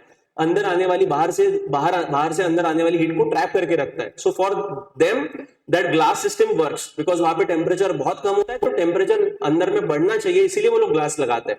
हमारे यहाँ पे कोई भी विदाउट एनी थिंकिंग हम लोग क्या कर लेते हैं कि दिखने के लिए अच्छा है करके ग्लास लगा रहे, बट बेटा जब आप ग्लास लगाते हो तो क्या करता है बिल्डिंग के बाहर, जो हमारे यहाँ पे ऑलरेडी टेम्परेचर बहुत ज्यादा है, और अगर आपने ग्लास लगाया मतलब आप नेचुरल एयर सर्कुलेशन को बंद करवा रहे हो, और अगर नेचुरल एयर सर्कुलेशन बंद हो गया मतलब अंदर में हीट बहुत ज्यादा बढ़ेगी। मतलब बाहर अगर मान लो टेम्परेचर 45 है तो अंदर 47 48 तक भी जा सकता है, क्योंकि आपने ग्लास लगाया। और ये ग्लास क्या करता है, सूरज की रोशनी अंदर अंदर आने देता है बट इसको बाहर नहीं निकलने देता। मतलब उसके कारण क्या होता है कि हमारे बिल्डिंग्स का टेम्परेचर ऑलरेडी बहुत ज्यादा होता है सराउंडिंग से। तो ऐसे कंडीशन में हमको इंफ्रास्ट्रक्चर वैसे क्रिएट करना पड़ेगा, हमको ग्रीन कोड इस्तेमाल करना पड़ेगा डेवलपमेंट करते वक्त। So green development is must, मतलब इको फ्रेंडली तरीका हमको अपनाना पड़ेगा।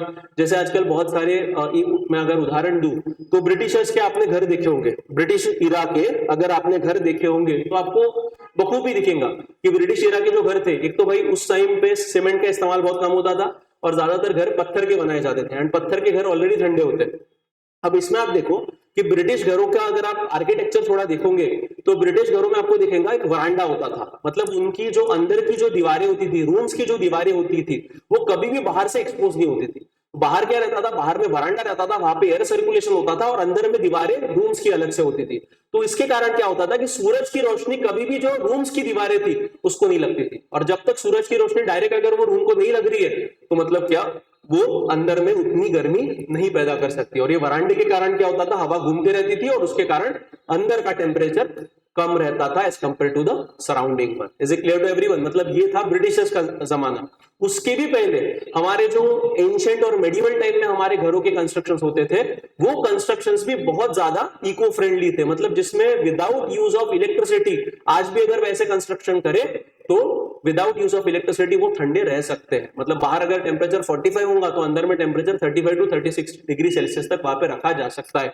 जैसे उदाहरण के तौर पे मिट्टी के घर, पहले के जमाने में मिट्टी और जो पत्थर होते थे, नेचुरल पत्थर, उसके घर बनाए जाते थे। अब मिट्टी का खासियत क्या है बेटा, मिट्टी के जो घर होते थे ये समर में ठंडे रहते हैं, ठीक है, मतलब जब समर रहता है तो ठंडे रहते हैं और विंटर में गर्म रहते हैं। मतलब देखो विंटर में हमको गर्माहट चाहिए रहती है तो वो भी प्रोवाइड कर रहे हैं, और समर में जहाँ पे ठंड, वहां पे कूलिंग इफेक्ट चाहिए तो वो कूलिंग इफेक्ट भी प्रोवाइड करते थे। बट अभी क्या हो रहा है, ये मिट्टी के घर पूरे चले गए हैं, ये अभी आपको कोई भी जगह पे नहीं दिखाई देते। और ज्यादातर क्या है कि हम लोग जो वेस्टर्न कंसेप्ट का कंक्रीट वाला वो हमने इंप्लीमेंट कर दिया है, और वही उसके कारण क्या हो रहा है, टेम्परेचर बढ़ते जा रहा है। सो इसको बोलते हैं invest in resilient and green development. मतलब हमारी सरकारों को, केंद्र सरकार, राज्य सरकार, लोकल बॉडीज को ये विचार करना पड़ेगा कि किस तरीके से हम लोग हमारे सिटी का जो कंस्ट्रक्शन मैकेनिज्म है उसको कैसे चेंज कर सकते हैं, इंफ्रास्ट्रक्चर के तरीके को कैसे चेंज कर सकते हैं, ताकि एक इको फ्रेंडली तरीका लाया जाए जिसमें एनर्जी की या फिर इलेक्ट्रिसिटी की नीड कम से कम रहे। ठीक है, सो अब यहाँ पे this is all about the report. अब इसमें फ्लडिंग के बारे में, फ्लडिंग ये शब्द आया। सो बेटा फ्लडिंग मतलब क्या, फ्लडिंग के भी 3 प्रकार आते हैं according to the World Bank. There are 3 types of flooding, ठीक है। सो ये 3 प्रकार के फ्लडिंग कौन से होते हैं? पहला होता है प्लूवियल या फिर स्टॉर्म वाटर फ्लडिंग। पहला प्रकार कौन सा है? प्लूवियल, जिसको ही बोला जाता है स्टॉर्म वाटर फ्लडिंग। जैसे मैंने बताया कि शहर में अचानक से बारिश होती है, हमारे जो ड्रेनेज रहते हैं, ड्रेनेज सिस्टम अगर चौक रहे हैं तो क्या होता है, वो पूरा पानी रास्ते पे फैल जाता है और पूरा रास्ता पानी के नीचे चले जाता है। तो इस प्रकार का जो फ्लडिंग होता है इसको बोला जाता है प्लूवियल या फिर storm water flooding. Is it clear to everyone? It occurs when heavy rainfall overwhelms the absorbing capacity of the soil and drainage capacity, causing surface runoff to accumulate। मतलब जब भी सिटी में अचानक से बहुत ज्यादा बारिश होती है और उस बारिश में अगर हमारे ड्रेनेज सिस्टम अगर कोलैप्स हो गई, वहां पे पानी नहीं जा रहा है तो पूरा पानी सरफेस पे रहता है और उसके कारण फ्लडिंग होती है। तो उस फ्लडिंग को क्या बोला जाता है? Pluvial and storm water flooding. ठीक है, इसमें एक मेंशन किया गया है कि सॉइल की भी कैपेसिटी खत्म होती है। और स्पेसिफिकली अगर देखा जाए बेटा, तो आप अगर आप में जो भी शहर में रह रहे हैं तो आपको शहर में दिखेगा कि अभी जमीन जो है, ओपन जमीन, ठीक है, वो ओपन जमीन अभी बहुत कम बची हुई है। पहले क्या होता था, पहले जो भी बारिश होती थी वो बारिश का पानी एक तो भाई नदी नालों में चले जाता था और बाकी पानी जमीन के अंदर परकोलेट होके अंडरग्राउंड जो हमारे कुएं रहते थे उसको रिचार्ज करता था। और उसके भी नीचे जो एक्वीफर्स रहते हैं यहाँ पे, मतलब इस जमीन के नीचे लगभग बोल सकते हैं 1 किलोमीटर नहीं, 700-800 फीट के भी नीचे एक्वीफर्स होते हैं। मतलब एक बड़े बड़े तालाब होते हैं जमीन के नीचे, उसको एक्वीफर्स कहा जाता है। सो बेसिकली पहले क्या होता था, जो जमीन होती थी वो खाली होती थी, तो बारिश का पानी परकुलेट होके मतलब अंदर में जाके, मिट्टी में जाके नीचे कुओं को रिचार्ज करता था। और दूसरा नीचे जो एक्वीफर्स होते थे उसको भी रिचार्ज करता था, और उसके कारण हमारा ग्राउंड वाटर लेवल अच्छा था। बट अभी क्या हो रहा है, अभी जमीन बची ही नहीं, और ज्यादातर जगह पे क्या सीमेंट के रोड बनाए जा रहे हैं। पहले रोड इसके होते थे, डांबर के होते थे, बट अभी वहां पे भी सीमेंट आ गया, हर जगह सीमेंट आ रहा है। इवन हमारा जो एक बोल सकते हैं कि ट्रेडिशनल तरीका था घर कंस्ट्रक्ट करने का, वो कैसा होता था, आप कभी गांव में जाके देखना, पुराने वाले अगर घर रहते हैं तो बीच में वरांडा होता था, बीच में वरांडा होता था और चारों तरफ से फिर रूम्स कंस्ट्रक्ट किए जाते थे, और वो बीचों बीच उसके तुलसी का पेड़ लगता था। अब जो तुलसी का पेड़ लगता था ना, उतना जो रीजन था उसमें मिट्टी रखी जाती थी, वहां पे टाइल्स वगैरह नहीं रखाई जाती थी। अब उसमें क्या है, उसका कंसेप्ट यही था कि भाई बारिश का जो भी पानी हो वो एक तो घर जो रहेगा वो, और बारिश का जो भी पानी बीच में गिरेगा वरांडे में, उससे ग्राउंड वाटर रिचार्ज होगा, दैट इज वो अंदर जाएगा पानी और ग्राउंड वाटर को रिचार्ज करेगा, उससे फिर कुएं में पानी आएगा और एक्वीफर्स को रिचार्ज करेगा। That was the scientific logic behind this veranda. But अभी वो भी क्या हो चुका है, वो भी अभी बंद हो चुका है। ज्यादातर घर काय के बन रहे, इवन गांव में भी आप जाओ तो कॉन्क्रीट्स के भी घर आपको दिखेंगे। सो ये pluvial and storm water flooding पहला प्रकार होता है। दूसरा फ्लडिंग होता है कोस्टल फ्लडिंग।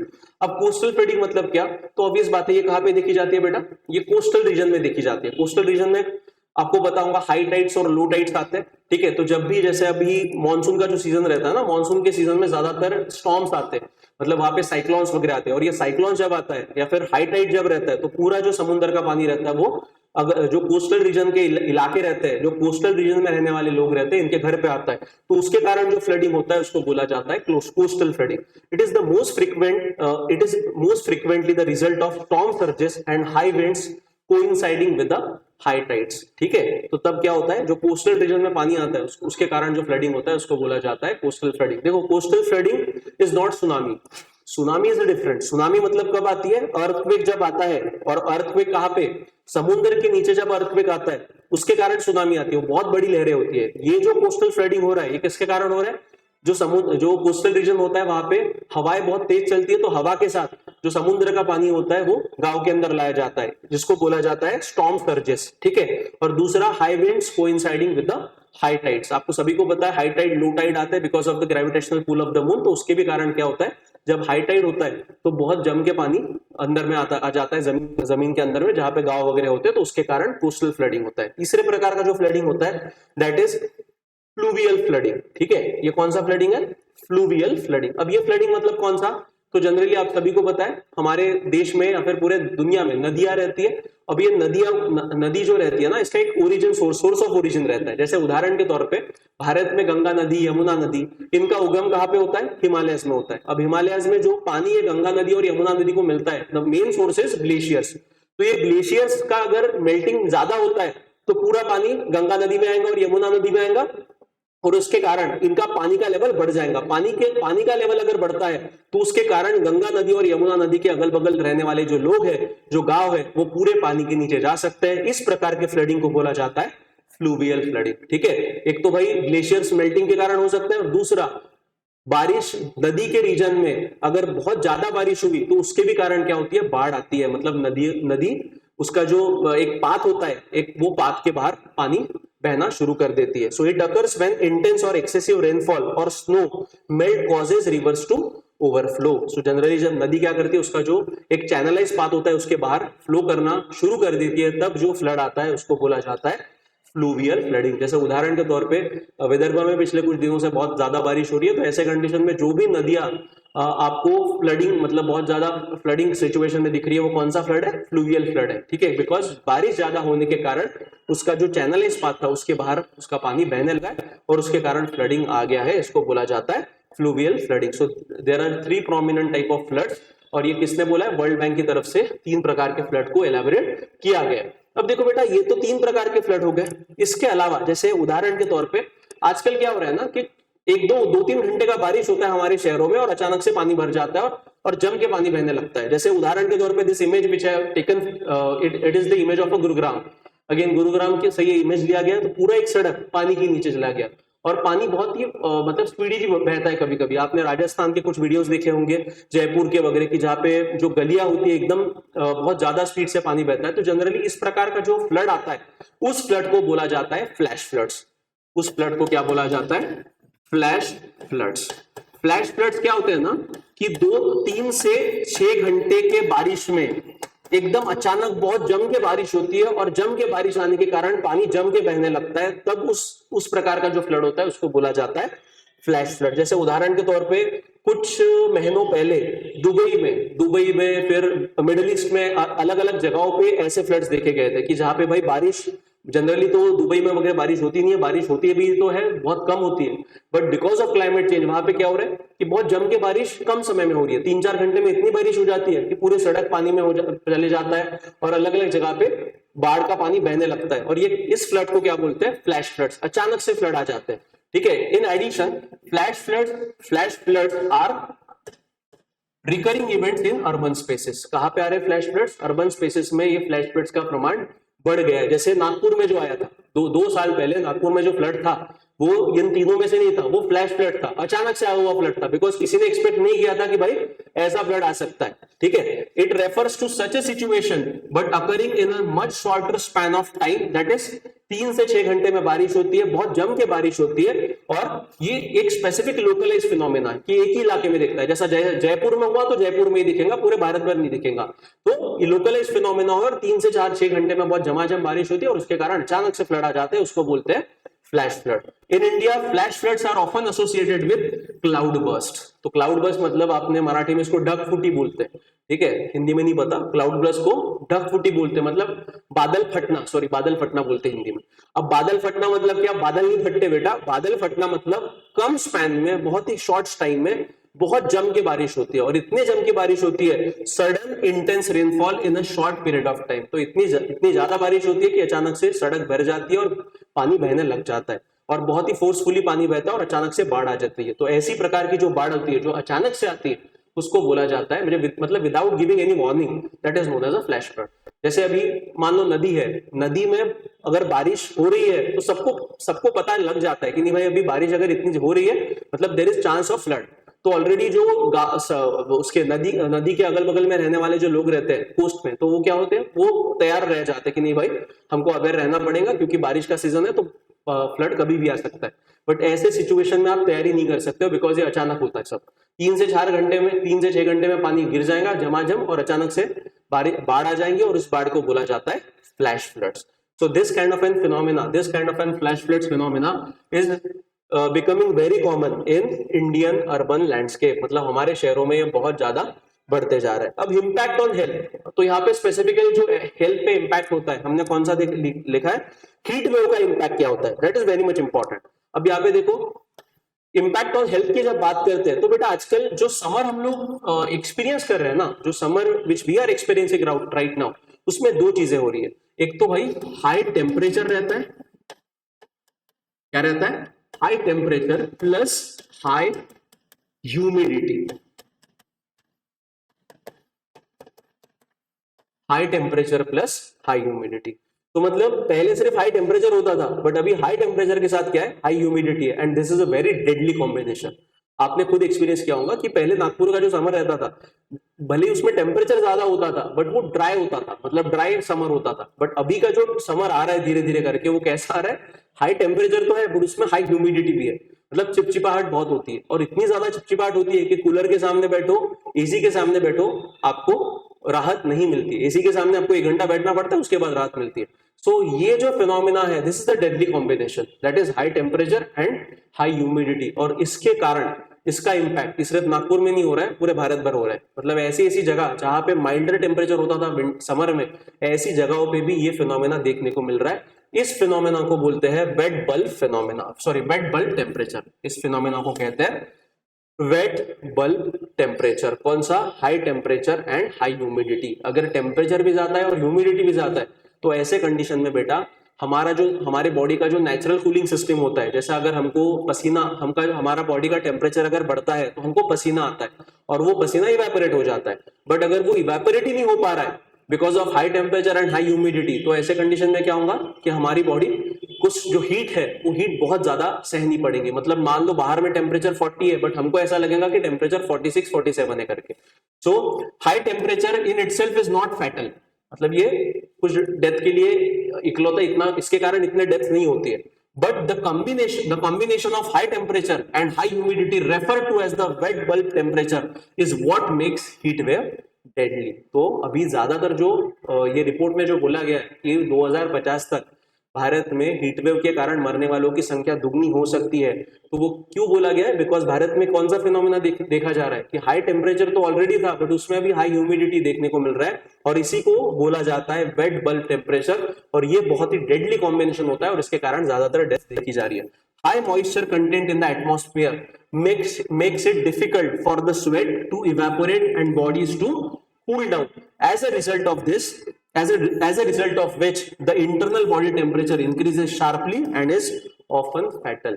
तो हमारे बॉडी का जो नेचुरल कूलिंग मैकेनिज्म है, अभी मैंने बताया कि हमारी बॉडी क्या करती है, अगर टेम्परेचर बढ़ता है तो हमको पसीना आता है, और ये पसीना इवेपोरेट होना बहुत आवश्यक है। अगर मान लो बट बाहर का जो ह्यूमिडिटी है वो ऑलरेडी ज्यादा है, तो ऐसे कंडीशन में हमारा पसीना इवेपोरेट नहीं हो सकता है, और उसके कारण हमारे बॉडी का इंटरनल टेम्परेचर बढ़ जाता है, और अगर वो एक लेवल के ऊपर बढ़ा तो हमको हीट स्ट्रोक भी आ सकता है, और हीट स्ट्रोक अगर आता है तो क्लियरली हम लोग क्या हो, हमारी बॉडी रिस्पॉन्ड नहीं करते और हम मर जाते हैं। तो देखो बेटा, आजकल आपके मोबाइल पे ना, this is the screenshot which have been taken from the mobile, तो यहाँ पे क्या है ना, टेम्परेचर जो है ना ऐसा लिख के आता है 34 डिग्री सेल्सियस, और उसके नीचे एग्जैक्टली एक छोटे से लाइन में लिख के आता है कि भले टेम्परेचर 34 है but it feels like 47 degree Celsius. So basically ये फील्स लाइक टेम्परेचर होता है ना, ये फील्स लाइक टेम्परेचर ही होता है वेट बल्ब टेम्परेचर। ये फील्स लाइक टेम्परेचर ही क्या होता है, wet bulb temperature, because this feels like temperature shows us the impact of temperature plus humidity. Is it clear to everyone? So ये feel like temperature आपको जैसे नागपुर में ये बहुत देखने को मिलता है, बाहर का टेम्परेचर 36 होता है जून के महीने, बट आपको जो फील करने को आता है आपको 36 नहीं लगता है, बाहर जब आप निकलो तो आपको लगता है यार 40-45 समान टेम्परेचर है करके। सो ये प्रॉपर जो वार्निंग रहती है फील्स लाइक टेम्परेचर, ये feels like temperature is basically what, it is wet bulb temperature. अब what is wet bulb temperature? तो अभी मैंने यहाँ पे बताया wet bulb temperature is the lowest temperature to which air can be cooled by the evaporation of water into the air at a constant pressure. ठीक है, wet bulb temperature is a limit that considers heat and humidity beyond which human can not tolerate high temperature. मतलब जो भी wait bulb temperature होता है reason का, वो क्या है, एक फाइनल मैक्स टेम्परेचर है कि जहां तक ह्यूमन सर्वाइव कर सकता है, ह्यूमन एडजस्ट कर सकता है, बट उसके बाद अगर टेम्परेचर बढ़ता है तो ह्यूमन टॉलरेट नहीं कर सकता, और ऐसे कंडीशन में हीट स्ट्रोक वगैरह आने की संभावनाएं बहुत ज्यादा होती है। अगेन कारण क्या है, टेम्परेचर भी ज्यादा रहता है और ह्यूमिडिटी भी ज्यादा होती है, और जब हवा में ह्यूमिडिटी का प्रमाण ज्यादा है इसका मतलब क्या कि इवेपोरेशन इजीली नहीं हो पाएगा। Again these are the basic concepts of science जो हम लोग धीरे धीरे हम लोग कवर करेंगे, बट अभी मैंने आपको इसीलिए बताया कि आपको पता होना चाहिए कि वेट बल्ब टेम्परेचर मतलब क्या, कि आपके मोबाइल के स्क्रीन पे जो वेदर का ये होता है उसके जो नीचे लिख के आता है कि फील्स लाइक इतना, वो टेम्परेचर मतलब होता है वेट बल्ब टेम्परेचर, बिकॉज उसमें क्या इंक्लूड होता है, उसमें इंक्लूड होता है ह्यूमिडिटी का इंपैक्ट। ठीक है, सो यहाँ पे दिस रिपोर्ट की दिल्ली की अगर बात बोली गई है, wet bulb days in Delhi each year at present is 63 days, मतलब साल में से 63 डेज दिल्ली में जो फिनोमेना अभी बताया कि high humidity and high temperature, ये फिनोमेना देखने को मिलता है, और ऐसे कंडीशन में आपका कूलर एसी वगैरह कुछ भी काम नहीं करते, और ये अनबियरेबल होते जा रहा है, और दिन ब दिन ये फिनोमेना भारत में अलग अलग शहरों में बढ़ते जा रहे हैं। Theoretically if wait bulb temperature reaches 35 degree Celsius its highest point, it means human can no longer lose internal body heat by sweating and cool themselves। मतलब अगर जब वेट बल्ब टेम्परेचर कितना 35 डिग्री या फिर उससे ज्यादा होता है, तो ऐसा कंडीशन में हमारा जो बॉडी है वो स्वेटिंग के जरिए क्या अपने बॉडी को कूल नहीं कर सकता है। So that is the highest kind of temperature which our body can adjust. ठीक है, सो अभी का फिलहाल इतना ध्यान में रखो, बिकॉज इसमें थोड़ा डिटेल में जाते हो तो साइंस के बहुत अलग अलग कंसेप्ट है। ठीक है, तो उसमें हमको वो टॉपिक अलग से पढ़ना पड़ेगा। अब वे फॉरवर्ड क्या है बेटा, तो अभी मतलब आपको तो इतना तो पता चला कि हमारे शहर दो समस्याओं का सबसे बड़ा सामना कर रही है, एक तो है फ्लडिंग और दूसरा है हीट वेव। अब इससे फाइट कैसे किया जा सकता है, तो ऑफकोर्स हीट वेव की बात करें तो जो हमारे लोकल बॉडीज है, सो हम our local bodies should make a heat wave action plan. इन्होंने क्या बनाना चाहिए, हीट वेव एक्शन प्लान। जैसे हीट वेव एक्शन प्लान बना है उसी तरीके से शहरों में फ्लड प्लान एक्शन प्लान भी बनना चाहिए। ठीक है, फ्लड एक्शन प्लान भी बनना चाहिए कि भाई अचानक से बारिश आती है तो क्या करना है, कैसे मैनेज करना है, मतलब दोनों भी प्लान तैयार होने चाहिए।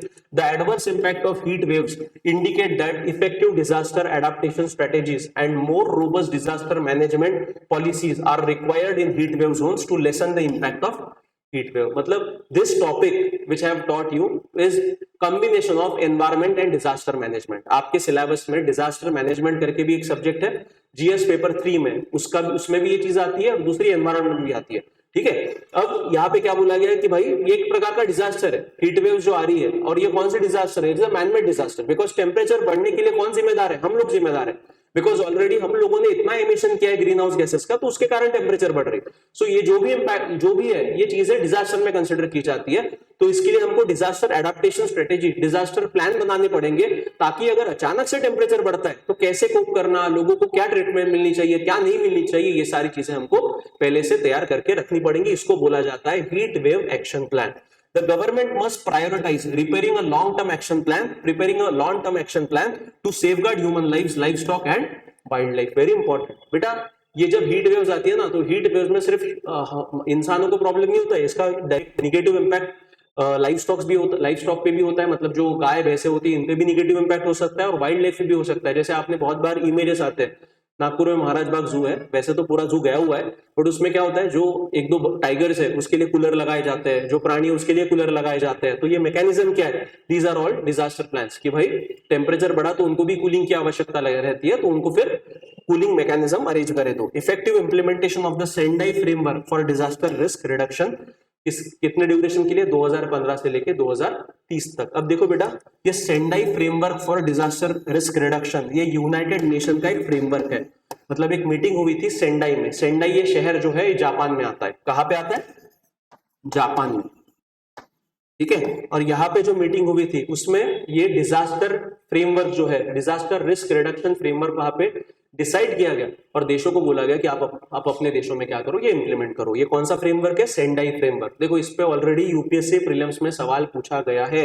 सवाल इतना डिटेल में नहीं पूछते कि भाई बताओ सेंडाई फ्रेमवर्क क्या, सेंडाई फ्रेमवर्क में क्या क्या बोला गया। आपको सिर्फ इसका इतना पूछा जाएगा कि सेंडाई फ्रेमवर्क किसके रिलेटेड है। तो ये किसके रिलेटेड है? डिजास्टर रिस्क रिडक्शन से रिलेटेड है। मतलब इसमें कुछ मेजर्स बताए गए हैं कि भाई हर एक देश ने डिजास्टर का इंपैक्ट कम करने के लिए क्या करना चाहिए, कैसे प्रिपेयर्ड रहना चाहिए, ये सारी चीजें इस फ्रेमवर्क के अंतर्गत बताई गई है। तो घर पे जाना और इसमें एक बार सर्च करके देखना, आपको इंफॉर्मेशन मिल जाएंगी। उसके बाद सस्टेनेबल कूलिंग, वेरी इंपॉर्टेंट। हमको क्या पे फोकस करना पड़ेगा कि हीट वेव्स तो बढ़ रही है और India is being an tropical country, हम लोग ट्रॉपिक्स में आते हैं, तो हमारे यहाँ पे टेम्परेचर पूरे साल भर ज्यादा होता है, सिर्फ विंटर छोड़ दो तो ऐसे कंडीशन में हमको सस्टेनेबल कूलिंग का तरीका ढूंढना पड़ेगा।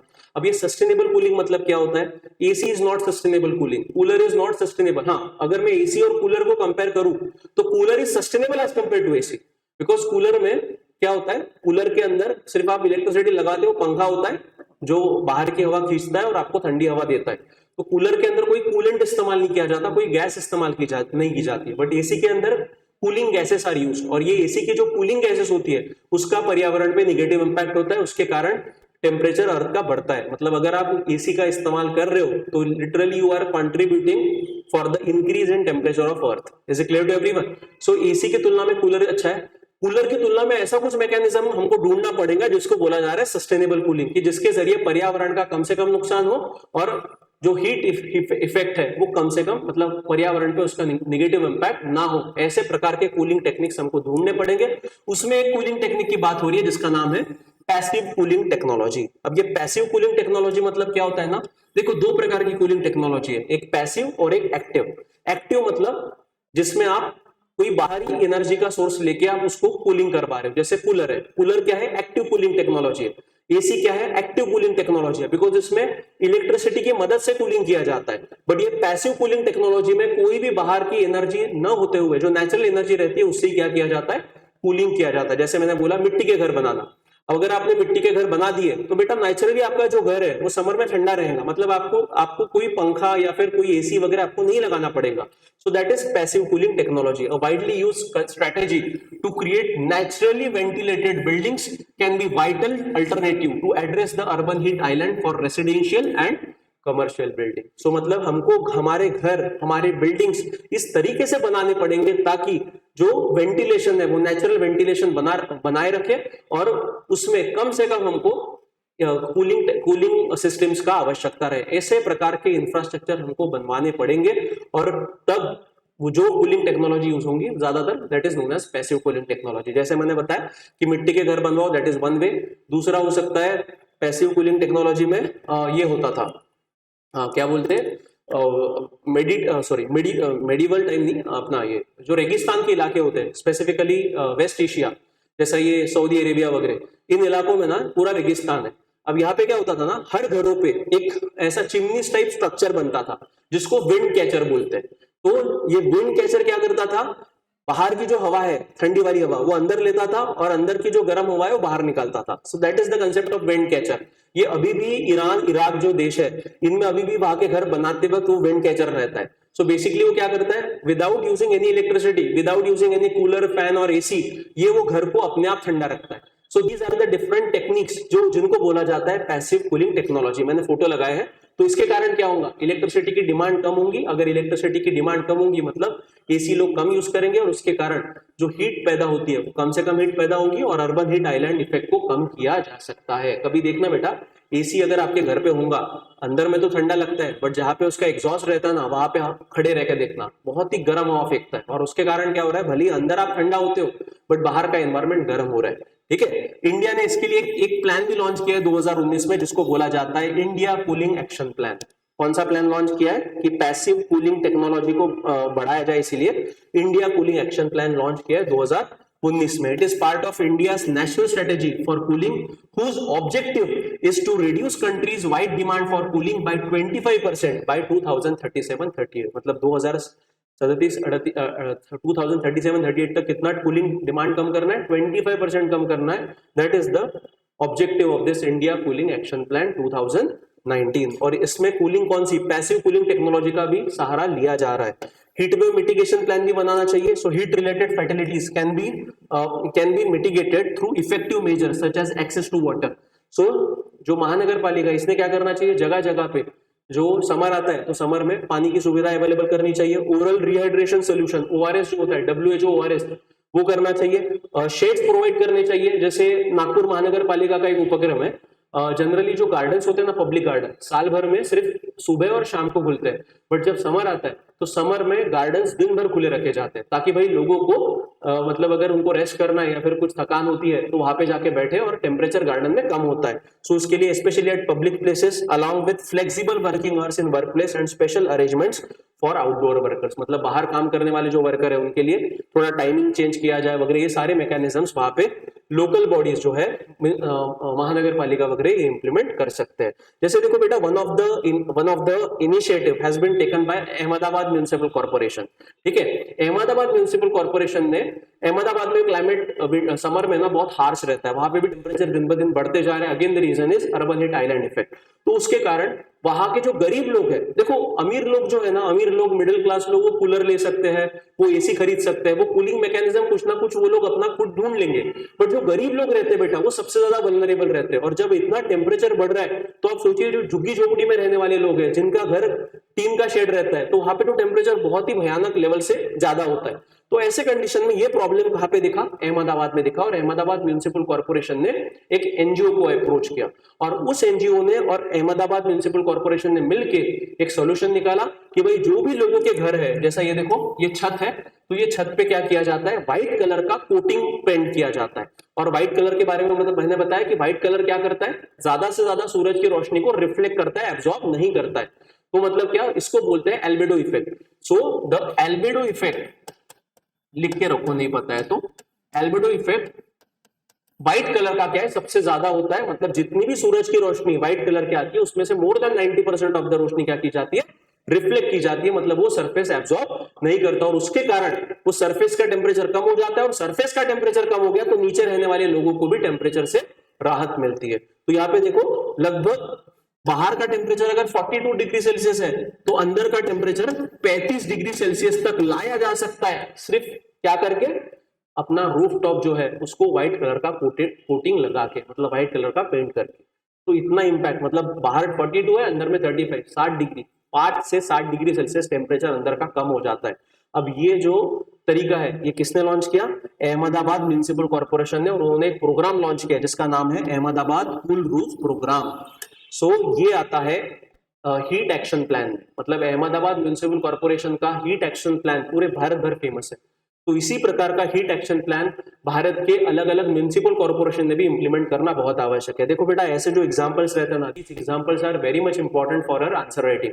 बिकॉज अगर मान लो आपको सवाल पूछ गया हीट वेव के ऊपर वगैरह, तो यू कैन मेंशन दिस, या फिर ऐसे में भी आ गया तो you can write such kind of an example. और अगर ऐसे एग्जांपल आप लिखते हो तो आपका आंसर बाकी लोगों से डिफरेंट होता है, and you can score easily an extra mark over your competitors. Is it clear to everyone? कौन सा प्रोग्राम है? Ahmedabad cool roof program. So इस प्रोग्राम के अंतर्गत इन्होंने जो गरीब लोग हैं उनको 1 लीटर का डब्बा कुछ तो भी 100-150 रुपए में आता है, उतना अफोर्ड कर सकते हैं, तो वो कोटिंग जो है वो अपने ये रूफ टॉप पे मारते हैं, मतलब झुग्गी झोपड़ी के जो टिन्स होते हैं उस पे मारे जाते हैं, और उसके कारण अंदर का टेम्परेचर 5 से 7 डिग्री सेल्सियस कम होता है और लोगों को राहत मिलती है। और लोगों के इंटरव्यूज भी लिए गए और उसमें लोगों को पूछा भी गया कि भाई क्या आपके जीवन में बदलाव हुआ, तो लोग बताते हैं कि पहले हम लोग समर में घर के अंदर नहीं रह सकते थे, बट अभी बिकॉज ऑफ दिस कोटिंग, जो व्हाइट कलर का पेंट हमारे घरों पे मारा जा रहा है या फिर हमारे रूफ टॉप पे मारा जा रहा है, उसके कारण हम लोग रह सकते हैं। So these are some of the innovative steps which are being taken by different municipal corporation in India. ये देखो बेटा, इसको, ये आपके इमेज स्क्रीन पे जो इमेज आ रहा है, इसको बोलते हैं विंड कैचर। क्या बोलते हैं?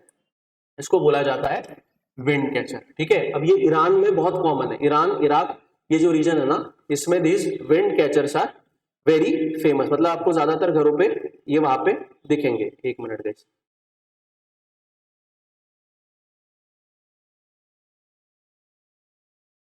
ठीक है। तो यहाँ पे क्या होता है ना, जनरली ये ऊपर से जो हवा है वो अंदर आती है, अंदर आके इसको कूल, अंदर आके जो कूल हवा है अंदर आती है, और बाहर अंदर की जो गर्म हवा रहती है वो फिर एक साइड से बाहर जाती है। अगेन इसमें ये रहता है विंड फेसिंग साइड कौन सा ओपन रखना है कौन सा बंद रखना है, वो डिपेंड करता है कि हवा की डायरेक्शन कैसी है, उसके हिसाब से ये पूरा मैकेनिज्म काम करता है पूरा नेचुरली। मतलब ये कौन सा कूलिंग मैकेनिज्म हो गया? This is passive cooling mechanism, this is passive cooling mechanism.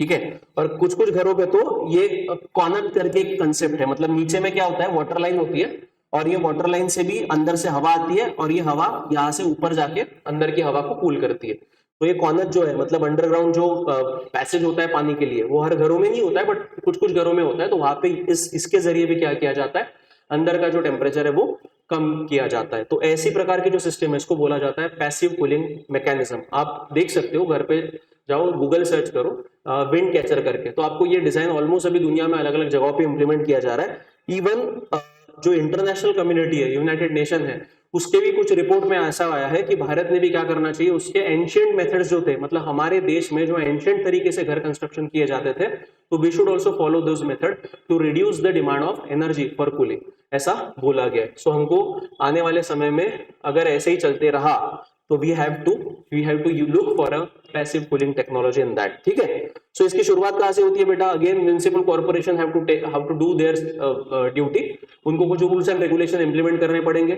जो भी बिल्डिंग कांच लगाती है उस पर बैन लगाना पड़ेगा कि भाई कांच बीच मत लगाओ। ठीक है, और अगर ऐसे इको फ्रेंडली तरीका ढूंढना पड़ेगा या फिर अप्रोच हमको फाइंड आउट करना पड़ेगा कि जिसके जरिए जो बिल्डिंग को कूल करने के लिए जो एनर्जी लगती है वो कम से कम लगे और हीट भी उससे जनरेट ना हो। तो इस प्रकार के कुछ मैकेनिज्म हमको ढूंढने पड़ेंगे। ठीक है, so this is all about first news.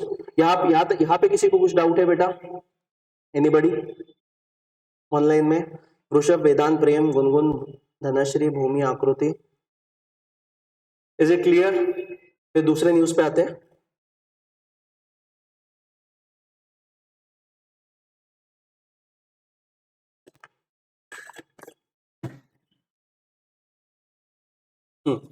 अब दूसरा जो न्यूज है, again this news is about Nisar mission. Which mission? Nisar. अब ये साइंस एंड टेक्नोलॉजी से जुड़ा हुआ न्यूज है। अगेन साइंस एंड टेक्नोलॉजी जो हमको है हमारे सिलेबस में, मैंने पहले बताया कि that is a dynamic part of science and technology, is usually asked in our exam, static portion नहीं पूछा जाता है। अब इसमें ये जो स्पेसिफिक टॉपिक है साइंस एंड टेक्नोलॉजी का, this is about space technology. ये किसके ऊपर है? जो स्पेस टेक्नोलॉजी है। तो स्पेस टेक्नोलॉजी के ऊपर रिकरिंगली आपके यूपीएससी के एग्जाम में सवाल पूछे गए हैं in prelims examination as well as in mains examination. Prelims examination में जनरली ऐसे जो मिशंस होते हैं उनके बारे में सवाल पूछा जाता है, या फिर मैच द पेयर्स के भी सवाल बहुत आ चुके हैं कि कौन सा मिशन कौन सी स्पेस एजेंसी ने लॉन्च किया वगैरह ऐसे, और मेंस में भी आपको सवाल स्पेस मिशन पे आए हुए हैं। तो ऐसे कंडीशन में this space technology is very much important from prelims as well as mains perspective. तो यहाँ पे जो मिशन की हम लोग बात करने वाले हैं वो कौन सा मिशन है बेटा? निसार मिशन। ठीक है, अब ये निसार क्या है? It is basically a joint project between NASA and ISRO. ठीक है, अमेरिका की जो स्पेस एजेंसी है उसका नाम है नासा और इंडिया की है इसरो। तो ये निसार जो नाम है वो कैसे पढ़ा है? NISAR ISRO synthetic aperture radar. So that is the name of this full form of this project और mission, that is known as a NISAR mission. अब ये निसार मिशन क्या है ना, तो इसको मैं थोड़ा मतलब सिंपलिस्टिक भाषा में बोलूं तो ये जो एक प्रकार का सैटेलाइट है, जैसे यहाँ पे देखो इमेज मैंने लगाई है, तो ये ऐसे सैटेलाइट होते हैं। ठीक है, ये सैटेलाइट को सोलर पैनल अटैच्ड होते हैं, सोलर पैनल से उसको बिजली मिलती है और उससे वो चलते हैं। और ये बाहर का जो कोटिंग आपको दिख रहा है, ठीक है, ये गोल्ड कलर का, दिस गोल्ड कलर का coating is basically heat shield है उसका, मतलब उसको सूरज की जो रोशनी है वो डायरेक्ट उससे उसको बचाया जाए, इसीलिए वो हीट शील्ड लगाई जाती है। अलग अलग पार्ट्स इसके रहते हैं, दीज आर एंटीना, रडार्स वगैरह रहते हैं, सारी चीजें, ताकि वो कम्युनिकेट कर सके अर्थ पे। तो इसके लिए अब ये जो सैटेलाइट्स होते हैं ना, तो इसी प्रकार का एक सैटेलाइट कौन है? निसार मिशन है। तो ये ज्वाइंटली कौन डेवलप कर रहा है? नासा एंड इसरो डेवलप कर रही है। इसका फुल फॉर्म है NASA ISRO synthetic aperture radar. अब ये बेसिकली जो सैटेलाइट है, ये सैटेलाइट को कॉमनली बोला जाता है, कॉमन भाषा में, अर्थ ऑब्जर्वेशन सैटेलाइट। कौन सा सैटेलाइट है? अर्थ ऑब्जर्वेशन सैटेलाइट। मतलब इसका काम क्या है? ये जो निसार मिशन है इसका काम है अर्थ को ऑब्जर्व करना। इसीलिए ऐसे प्रकार के जो सैटेलाइट्स होते हैं कि जो अर्थ को ऑब्जर्व करते हैं और अर्थ से डेटा कलेक्ट करते हैं और वो डेटा कलेक्ट करके वो सेंटर्स को प्रोवाइड करते हैं, तो ऐसे सैटेलाइट को कहा जाता है अर्थ ऑब्जर्वेशन सैटेलाइट। तो अब ये निसार क्या है, कैसे काम करता है और कौन सी इंफॉर्मेशन ये कलेक्ट करेगा अर्थ के बारे में, ये देखते हैं। ठीक है, अब देखो पहला तो ये न्यूज में क्यों है? तो न्यूज में रहने का कारण है कि अब ये जो निसार मिशन है, ये निसार मिशन 30 जुलाई को लॉन्च होने वाला है, 30 जुलाई ये महीने के एंड में। The much awaited launch of NISAR and earth observation satellite jointly developed by NASA and ISRO is set to take place on 30 July from the country's only spaceport, that is Sriharikota, Andhra Pradesh. So Bharat में एक ही जगह से ज्यादातर जितने भी अभी तक हमारे ये सैटेलाइट्स हमने भेजे हैं हमारी भूमि से, वो सारे कहां से गए? श्रीहरिकोटा, आंध्र प्रदेश से गए। श्रीहरिकोटा एक छोटा सा आइलैंड है आंध्र प्रदेश में, वहां से गए। यहाँ पे श्रीहरिकोटा में जो स्पेस सेंटर है वो सतीश धवन स्पेस सेंटर है। कौन सा स्पेस सेंटर है? सतीश धवन। और ये सतीश धवन स्पेस सेंटर से ही पूरे जो हमारे स्पेस क्राफ्ट है या फिर सैटेलाइट्स है वो वहां पे जाते हैं, इसीलिए क्या बोला जाता है? स्पेस पोर्ट भी बोला जाता है इसको। ठीक है, सो पूरे जो रॉकेट लॉन्च किए जाते हैं या फिर जो भी हमारे जैसा चंद्रयान 1, 2, 3 या फिर मार्स ऑर्बिटर मिशन, मंगलयान जिसको बोला जाता है, ये सारे जो हमारे मिशन है कहां से लॉन्च किए गए? श्रीहरिकोटा से लॉन्च किए गए। There have been several delays in the launch of the satellite with the scheduled launch last year being pushed after technical issue. मतलब पिछले साल ये लॉन्च होने वाला था निसार सैटेलाइट, बट इसका लॉन्च अभी रीस्केड्यूल किया गया, मतलब एक साल से देरी से किया गया। अब की टेकअवेज क्या है, मतलब क्या क्या हमको पता होना चाहिए?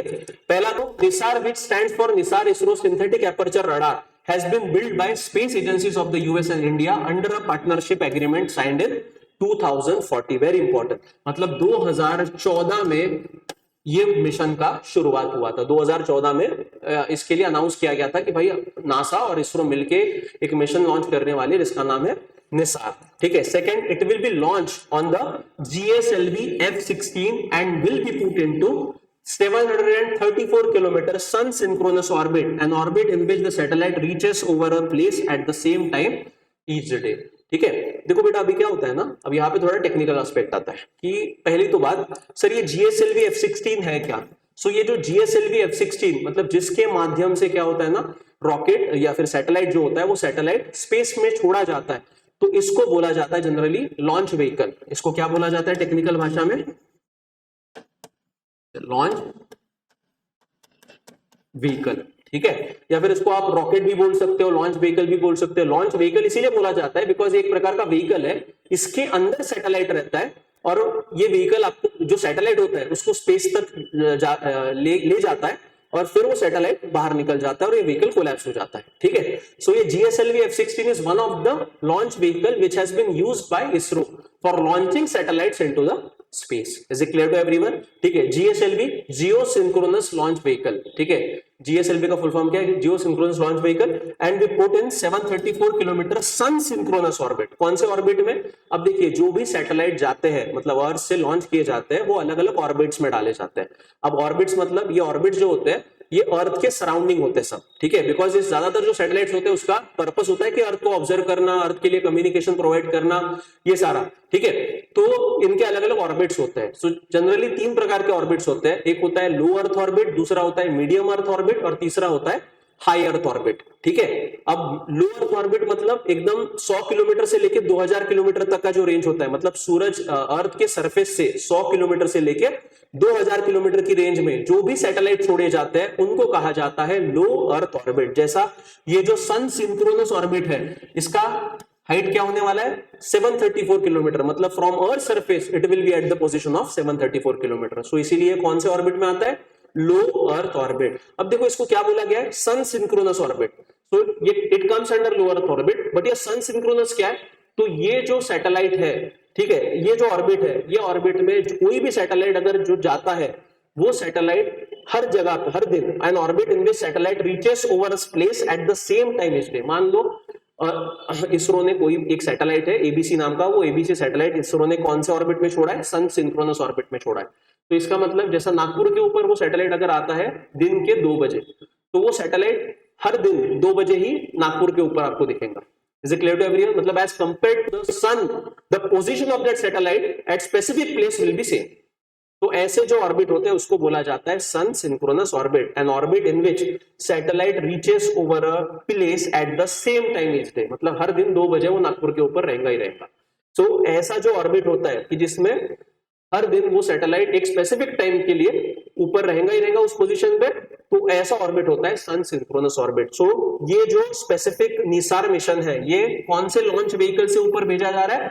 GSLV F-16 के जरिए ये ऊपर भेजा जा रहा है। इसकी हाइट कितनी रहेगी सरफेस से? 734 किलोमीटर रहेगी। और ये कौन से ऑर्बिट में छोड़ा जा रहा है? लो अर्थ ऑर्बिट, LEO, लो अर्थ ऑर्बिट। और लो अर्थ ऑर्बिट में भी सब ऑर्बिट कौन सा है? Sun synchronous orbit. जनरली ये सन सिंक्रोनस ऑर्बिट जो होता है ना, जैसा सॉरी ये अर्थ है, ठीक है, ये अर्थ का एक्सिस है। Earth is tilted, everybody know, sir ने आपको ज्योग्राफी में पढ़ाया होगा। Earth is tilted around its axis. तो जनरली क्या होता है ना, ये पोल्स के अराउंड घूमते हैं, ये ऐसे घूमते हैं, मतलब ये जो पोल्स होते हैं ना, ये पोल्स के अराउंड, पोलर ऑर्बिट बोलते हैं इसको। सन सिंक्रोनस ऑर्बिट क्या होता है? पोलर ऑर्बिट होता है, मतलब ये ऐसा आड़ा नहीं घूमता है, खड़े में घूमता है। तो ऐसे ऐसे पोल्स के अराउंड ही घूमते हैं। और ये जो ऑर्बिट्स होते हैं जनरली लॉन्ग रेंज मॉनिटरिंग के लिए यूज किए जाते हैं। इसके लिए यूज किए जाते हैं लॉन्ग रेंज मॉनिटरिंग के लिए, मतलब जैसा 12 दिन में एक बार, 10 दिन में एक बार, 28 दिन में एक बार। तो इसके लिए लॉन्ग रेंज मॉनिटरिंग के लिए ये जो पोलर ऑर्बिट होते हैं ये यूज किए जाते हैं। और इसी का सब टाइप कौन सा है? सन सिंक्रोनस ऑर्बिट, ठीक है। अब देखो बेटा, there are different types of an launch vehicle, ठीक है, there are different types of an launch vehicle used by ISRO since 1960s, ठीक है। तो सबसे पहला जो लॉन्च व्हीकल था वो था SLV-3, ठीक है, सैटेलाइट लॉन्च व्हीकल, ठीक है। उसके बाद आया ASLV, advance satellite launch vehicle, फिर उसके बाद आया PSLV-XL, that is polar satellite launch vehicle. फिर GSLV, जियो stationery satellite launch vehicle mark 2, और उसके बाद आया GSLV मार्क 3, जिसको अभी बोला जाता है नया नाम LVM, launch vehicle mark 3, LVM-3 करके। So these are the different types of a launch vehicle which has been used by ISRO since 1960। तो सबसे पहले SLV-3 था, फिर ASLV आया, फिर PSLV आया, और फिर GSLV Mark 2 और GSLV Mark 3। तो सर ये अलग अलग लॉन्च व्हीकल्स क्यों बदले? तो उसका कारण क्या होता है ना बेटा, कि हर एक लॉन्च व्हीकल का पेलोड कैपेसिटी डिफरेंट होता है, ठीक है। जैसे आप प्लेन में जाते हो ना, तो छोटा प्लेन रहता है, तो छोटे प्लेन की कैपेसिटी क्या 50 सीटर की रहती है। फिर उससे बड़ा प्लेन रहता है 100 सीटर वाला रहेगा, फिर उसके बाद 150 वाला रहेगा, फिर उसके बाद 300 वाला रहेगा, उसी प्रकार। मतलब ऐसा समझो कि इसमें सिर्फ 5 ही लोग जा सकते होंगे, इसमें 10, इसमें 15, इसमें 20 और इसमें 25। सो ये जो मैंने आपको नंबर बताया ये क्या है, पेलोड कैपेसिटी है। मतलब जैसे जैसे लॉन्च व्हीकल बदले वैसे वैसे क्या हुआ, उसका पेलोड कैपेसिटी क्या होता है, बढ़ता है। ठीक है, मतलब आपको अगर बड़े बड़े मिशंस करने हैं तो जो सैटेलाइट्स होता है उनका वजन बहुत ज्यादा रहता है, और अगर वैसे वजनदार सैटेलाइट अगर आपको भेजने हैं तो आपका जो लॉन्च व्हीकल है वो भी उतना पावरफुल होना चाहिए कि वो आप उसको स्पेस में ले जा सके। ठीक है, is it clear to everyone? तो यहाँ पे देखो हर एक जो सैटेलाइट हर एक जो लॉन्च व्हीकल है यहाँ पे लिखा है कि हाइट कितना था, इसका पेलोड मास कितना था। दिस पेलोड मास मतलब वो जो लॉन्च व्हीकल है उसका वजन अलग, इसके अलावा उसके अंदर उसकी कैरिंग कैपेसिटी कितनी है, मतलब सैटेलाइट का वजन कितना होना चाहिए, तो 40 किलो के वजन का सैटेलाइट ये SLV-3 लेके जा सकता था। उसके बाद आया ASLV। ठीक है, ASLV का पेलोड कैरिंग कैपेसिटी कितना था, 150 किलो। ठीक है, मतलब ये 150 किलो का वजन का सैटेलाइट ये स्पेस में लेके जा सकता था। और कौन से ऑर्बिट में, ये दोनों भी लो अर्थ ऑर्बिट में, मतलब 100 किलोमीटर से लेके 2000 किलोमीटर तक अर्थ के सरफेस से ये सैटेलाइट को लेके जाके छोड़ सकते थे। तीसरा फिर उसके एडवांस कौन सा आया, PSLV, polar satellite launch vehicle XL। ठीक है, इसका पेलोड कैपेसिटी कितना था, 1860 किलो। ठीक है, 1860 किलो, मतलब ये सबसे ज्यादा इनसे पावरफुल PSLV था, तो इसका पेलोड कैपेसिटी ज्यादा था। और दूसरा, ये कौन सा ऑर्बिट में सैटेलाइट को लेके जाके छोड़ सकता था, तो सन सिंक्रोनस पोलर ऑर्बिट, ठीक है, और जियो सिंक्रोनस ट्रांसफर ऑर्बिट। तो ये ऑर्बिट्स के अलग अलग नाम है, इन ऑर्बिट्स तक ये लॉन्च व्हीकल्स के जरिए सैटेलाइट छोड़ा जा सकता था। उसके बाद चौथा जो आया GSLV मार्क 2। ठीक है, तो इसका जो पेलोड कैपेसिटी था वो कितना था, 2200 किलो का, मतलब 2200 किलो के सैटेलाइट्स ये ऊपर लेके जा सकता था। और कौन से ऑर्बिट में, जियो सिंक्रोनस ट्रांसफर ऑर्बिट। जियो सिंक्रोनस ट्रांसफर ऑर्बिट मतलब ये ऑर्बिट रहता है सूरज अर्थ के सरफेस से 36,000 किलोमीटर दूरी पे रहता है, तो वहां तक ये क्या कर सकता है, सैटेलाइट को लेके जा सकता है। ठीक है, उसके बाद सबसे एडवांस और सबसे पावरफुल लॉन्च व्हीकल जो अभी इंडिया के पास है वो कौन सा है, GSLV मार्क 3। इसी को अभी नाम नया कौन सा दिया गया है, लॉन्च व्हीकल मार्क 3, LVM-3। और बेटा हमारे जो चंद्रयान 2, चंद्रयान 3, ये जो मिशन है जिसके जरिए हम लोग चांद पे गए, ये मिशन में कौन सा सैटेलाइट कौन सा लॉन्च व्हीकल यूज किया गया, ये LVM-3 लॉन्च व्हीकल यूज किया गया, that is launch vehicle mark 3, जिसको ही पहले का नाम था GSLV मार्क 3। और इसका पेलोड कैपेसिटी कितना है, 4000 किलो, मतलब 4 टन वजन का माल ये ऊपर लेके जा सकता है। अब इसमें कुछ सब आ गया, सैटेलाइट का वजन आ गया, फिर जैसा मान लो 2027 में India is planning to send Gaganyaan mission. ठीक है, मतलब इंडिया खुद एक अपना मिशन के जरिए क्या कर रही है, अपने एस्ट्रोनॉट्स को स्पेस में जाने दे रही है, और उस मिशन का नाम क्या है, गगनयान मिशन। 2027 में उसका भी मतलब पहले 2024-25 ही थे, बट उसको रिशेड्यूल किया गया और 2027 का भी टारगेट रखा गया कि 2027 तक भारत खुद के एस्ट्रोनॉट कहां पे भेजेगा, स्पेस में भेजेगा। अभी आपको सबको बताऊंगा कि रिसेंटली क्या नाम था, शुभांकर शुक्ला, मिश्रा के शुक्ला कुछ तो भी था। ठीक है, उनको ही became the second person from India to go into the space. तो ऐसे जो है, अभी वो जो मिशन पे गए, वो जो स्पेस में गए थे, वो इंडिया की तरफ से गए थे, बट इंडिया ने वो मिशन लॉन्च नहीं किया था, that was from American soil. ठीक है, so these are the different launch vehicles कि जिसके जरिए क्या किया जाता है कि जो सैटेलाइट्स है वो स्पेस में छोड़े जाते हैं, और अभी आने वाले समय में सैटेलाइट के साथ मानव ह्यूमन भी ट्रैवल कर सकते हैं। सो ये इंडिया के पास जो लॉन्च व्हीकल है उसकी ये सीरीज है, और उसमें का सबसे पावरफुल लॉन्च व्हीकल कौन सा है, दैट इज GSLV मार्क 3। तो अभी ये निसार के लिए जो यूज किया जाने वाला है that is GSLV। Is it clear to everyone? उसका पेलोड मास कैरिंग कैपेसिटी कितना है, 4000 किलो, मतलब 4 टन। ठीक है बेटा, अभी आपको लगेगा कि सर ये दुनिया में सबसे पावरफुल है क्या, नहीं, दुनिया का सबसे पावरफुल लॉन्च व्हीकल है SpaceX कंपनी के पास। इलॉन मस्क, आपने नाम सुना होगा, ये SpaceX कंपनी का दुनिया का सबसे पावरफुल लॉन्च व्हीकल जो उसका नाम है फैल्कन 9। क्या नाम है, फैल्कन 9। ठीक है, ये कम से कम 22 टन तक, मतलब 22,000 किलो तक का पेलोड मास ये ऊपर लेके जा सकता है। So that is the carrying capacity of falcon 9, और ये दुनिया का सबसे पावरफुल और सबसे एडवांस लेवल का लॉन्च व्हीकल है। किसके पास है, प्राइवेट कंपनी है SpaceX, जिसका ओनर है ये नाम इलॉन मस्क, उसका है। ठीक है, तो फैल्कन 9 के बारे में एक बार पढ़ लेना। ठीक है, इसके अलावा अलग अलग देशों के पास कौन से लॉन्च व्हीकल्स है उसके बारे में भी एक आइडिया ले लेना, बट हमारे पास सबसे पहले ये पता होना चाहिए, और इसमें का भी the most trusted launch vehicle, जिसको इंडिया का एक वर्क हॉर्स भी कहा जाता है, that is known as PSLV। This is the most trusted launch vehicle of ISRO till date. क्यों बोला जाता है इसको इंडिया का वर्कहॉर्स? ठीक है, वर्कहॉर्स इसीलिए बोला जाता है बिकॉज 50 से ज्यादा सक्सेसफुल सैटेलाइट लॉन्च इस लॉन्च व्हीकल के जरिए किए गए। कौन सा? पीएसएलवी। इसीलिए इसको ट्रस्टेड हॉर्स बोला जाता है इंडियन स्पेस रिसर्च ऑर्गेनाइजेशन का। ठीक है, क्या बोला इसको शॉर्ट, इसको क्या टोपन नाम क्या है इसका? कि ये वर्कहॉर्स बोला जाता है। ठीक है, इसरोज वर्कहॉर्स, ध्यान में रखना, क्योंकि ज्यादातर सक्सेसफुल लॉन्च अभी तक जितने भी हुए 50 से ज्यादा सैटेलाइट लॉन्च जो हम भारत ने किए वो किसके जरिए किए? पीएसएलवी के जरिए किए हैं, और ये बहुत ही ट्रस्टेड है। और इस पर मतलब इसके जरिए अभी फॉरेन के भी जो लॉन्च होते हैं वो भी जनरली इसके जरिए इंडिया में किए जाते हैं। ठीक है, तो PSLV polar satellite launch vehicle XL. ठीक है, फिर इसके बाद अभी जनरली जो लॉन्च किए जाते हैं वो जीएसएलवी मार्क 2 और जीएसएलवी मार्क 3, जिसको LVM-3 भी कहा जाता है, उसके जरिए वजन सैटेलाइट का कितना है उसके बेसिस पे फिर कौन से लॉन्च व्हीकल से लॉन्च करना है वो डिसाइड होता है। जनरली ये SLV ASLV पहले के जमाने में होता था, बट PSLV GSLV और JSLV मार्क 3 इन तीनों के जरिए ज्यादातर लॉन्च किए जाते हैं। ठीक है, अब देखो बेटा, these are the different orbits. तो अभी मैंने जो बताया ना कि अर्थ के सराउंडिंग में 3 ऑर्बिट्स में जनरली सैटेलाइट्स भेजे जाते हैं।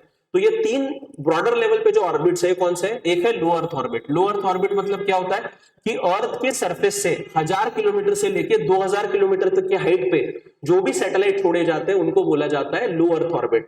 ठीक है, तो ये देखो लो अर्थ ऑर्बिट, ये 1.5 घंटे में, सॉरी 1.5 आवर्स में अर्थ का एक ऑर्बिट कंप्लीट करता है। ठीक है, 1.5 आवर में अर्थ का एक ऑर्बिट कंप्लीट करता है। So this is low earth orbit. दूसरा आता है मीडियम अर्थ ऑर्बिट, मतलब अर्थ के सरफेस से 2000 किलोमीटर से 20,000 किलोमीटर तक की हाइट में जो सैटेलाइट्स रहते हैं उनको बोला जाता है MEO, that is medium earth orbit. ठीक है, उसके बाद तीसरा और आखिरी जो ऑर्बिट होता है जहां पे सैटेलाइट छोड़े जाते हैं वो होता है 36,000 किलोमीटर का, उसको बोला जाता है जियो। ठीक है, that is geostationary orbit. उसको क्या बोला जाता है?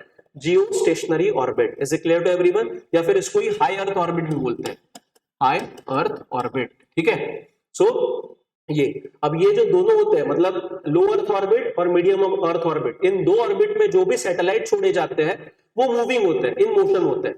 ठीक है, बट जो जियो सिंक्रोनस ऑर्बिट जो होते हैं या फिर जो 36,000 किलोमीटर पे जो ऑर्बिट है, इस ऑर्बिट में जो भी सैटेलाइट छोड़े जाते हैं वो स्टेशनरी रहते हैं। मतलब अर्थ के ऊपर अगर 36,000 किलोमीटर पे वो सैटेलाइट छोड़ा गया है और जियो सिंक्रोनस ऑर्बिट में छोड़ा गया है, मतलब वो हमेशा अर्थ के ऊपर ही रहेगा। सो अर्थ के इंडिया के कंसिडर में उसकी पोजीशन स्टिल रहेगी। सो वो जैसे जैसे अर्थ मूव होती है, मतलब 24 आवर्स अर्थ को रहते हैं, अर्थ को रोटेट होने को लगता है, उसी प्रकार इस सैटेलाइट को भी 24 आवर्स ही लगेंगे। As a clear to everyone, मतलब एक दिन में एक चक्कर ये अर्थ का करेगा, जैसे नेचुरल हमारा मून करता है वैसे। सो जो भी सैटेलाइट हमको हमारे इंडिया के ऊपर स्टिल चाहिए, वो सैटेलाइट फिर हम लोग कहाँ पे छोड़ते हैं? वो सैटेलाइट छोड़ते हैं geosynchronous orbit. Generally communication satellites वगैरह जो होते हैं ना, वो ये जियो सिंक्रोनस ऑर्बिट में छोड़े जाते हैं, जो कितने हाइट है उसकी? 36,000 kilometre from the surface level. So these are the 3 broader orbits. और इसमें अभी ये जो निसार सैटेलाइट है, ये कौन से ऑर्बिट में छोड़ा जाने वाला है? ये छोड़ा जाने वाला है लो अर्थ ऑर्बिट में। और ये लो अर्थ ऑर्बिट में भी कौन सा सब टाइप है? Sun synchronous orbit. मतलब अब देखो ये जो है ना, ये देखो पोल्स पे ये रिवॉल्व हो रहा है, north pole and south pole. So basically ये जो ऑर्बिट है, इस ऑर्बिट को बोला जाता है सन सिंक्रोनस ऑर्बिट। ठीक है, सो सन सिंक्रोनस ऑर्बिट मतलब क्या कि इसकी जो लोकेशन रहेंगी इस सैटेलाइट की, एक स्पेसिफिक लोकेशन पे हर दिन उसकी वही लोकेशन सेम रहेंगे एज कंपेयर टू सन। मतलब अगर नागपुर के ऊपर वो दिन के 2 बजे आता है तो हर दिन वो 2 ही बजे नागपुर के ऊपर ही दिखेगा आपको। That is known as sun synchronous orbit. तो अलग अलग ऑर्बिट्स के प्रकार है, तो ये 3 ब्रॉडर लेवल पे आप ध्यान में रखो। तो बेटा he is the guy, Shubhanshu Shukla नाम है। किसी को पता है what is the exact name of him? Shubhankar Shukla, Shubhanshu Shukla, Shukla नाम है शायद, मिश्रा नहीं है। हाँ, so this has become he has become a second guy from India to go into the space. Can anybody tell me who was the first guy to go into the space? Anybody? तो the first गाय बताओ भाई। राकेश शर्मा, हाँ बराबर है, Rakesh Sharma was the first guy from India to go to space. ठीक है, अब ये बंदा भारत का दूसरा बंदा बन गया है कि to go into the space, but this guy became first guy to go inside ISS।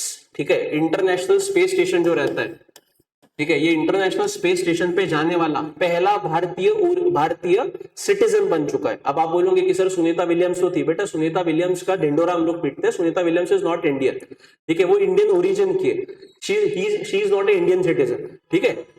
So this is the first guy of Indian origin and Indian citizen who went to ISS, ये पहला बंदा बन चुका है। और दूसरा बंदा India का जो स्पेस में गया, पहले राकेश शर्मा थे जो स्पेस में जाके वापस आए थे, वो ISS पे नहीं गए थे, ठीक है, वो 1984 में हुआ था और अभी ये 2025 में हुआ है, ठीक है। अब ये इनका जो मिशन था, वो मिशन का नाम क्या था, एक्सियोम 4, ठीक है, मतलब जो प्रोजेक्ट का नाम था, जिस प्रोजेक्ट के अंतर्गत ये गए, उसका नाम क्या था, एक्सियोम 4।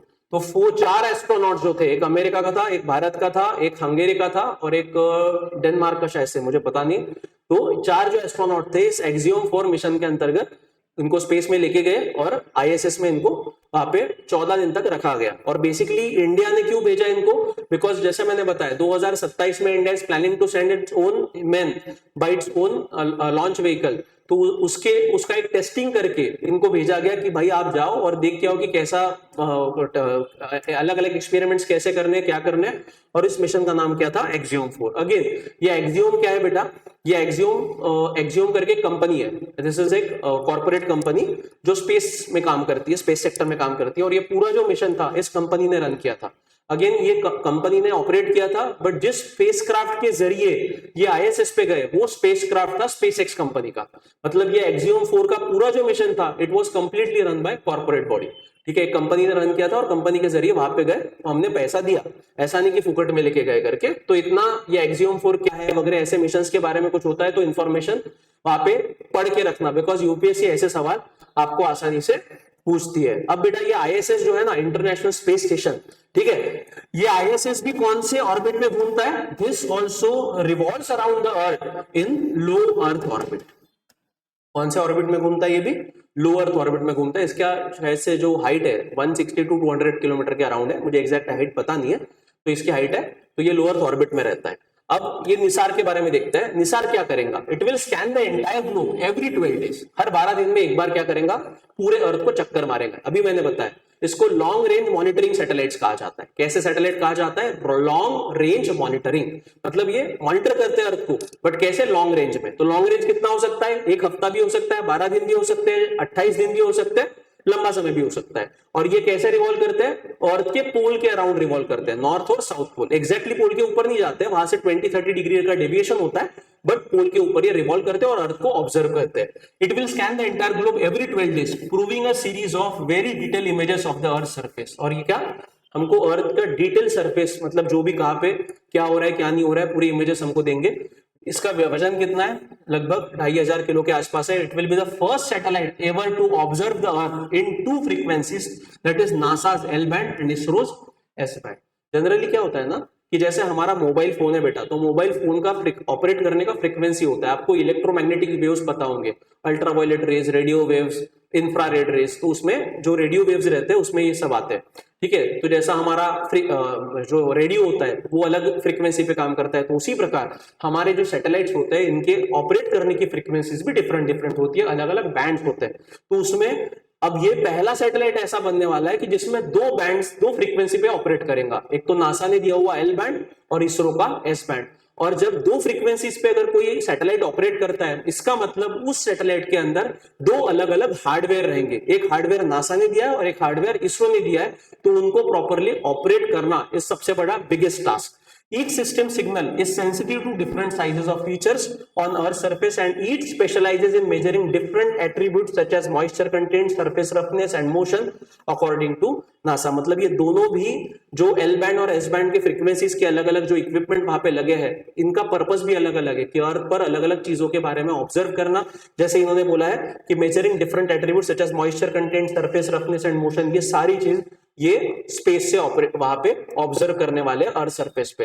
अब देखो अलग अलग फ्रीक्वेंसी के जो बैंड्स होते हैं वो कौन से बैंड्स होते हैं, एक तो होता है L बैंड, इसका जो फ्रीक्वेंसी होता है दैट इज 1 to 2 गीगाहर्ट्ज। अब जनरली ये L बैंड में क्या ऑपरेट करते हैं, आपके जो मोबाइल फोन्स वगैरह रहते हैं ना, ये मोबाइल फोन्स का जो नेटवर्क होता है, GPS का नेटवर्क होता है, ये इस फ्रीक्वेंसी में ऑपरेट करता है, that is L band, primarily used for mobile satellite services including satellite phones and GPS. दूसरा होता है एस बैंड, ठीक है। जैसे अब जो निसार सैटेलाइट है उसमें कौन से दो बैंड यूज किए जाने वाले हैं, एक एल बैंड और एक एस बैंड। एस बैंड का फ्रीक्वेंसी कितना होता है, 2 to 4 GHz, also use for mobile satellite services, weather radar and air traffic control. Air traffic control किसका, जो एरोप्लेन्स वगैरह होते हैं उनको जो ट्रैफिक कंट्रोल होता है वो एस बैंड में किया जाता है। तीसरा होता है सी बैंड। तीसरा कौन सा होता है, सी बैंड। इसका फ्रीक्वेंसी क्या होता है, 4 to 8 GHz, widely use for satellite TV broadcasting, data communication and fix satellite services, ठीक है। तो इस सी बैंड में आते हैं। चौथा होता है एक्स बैंड।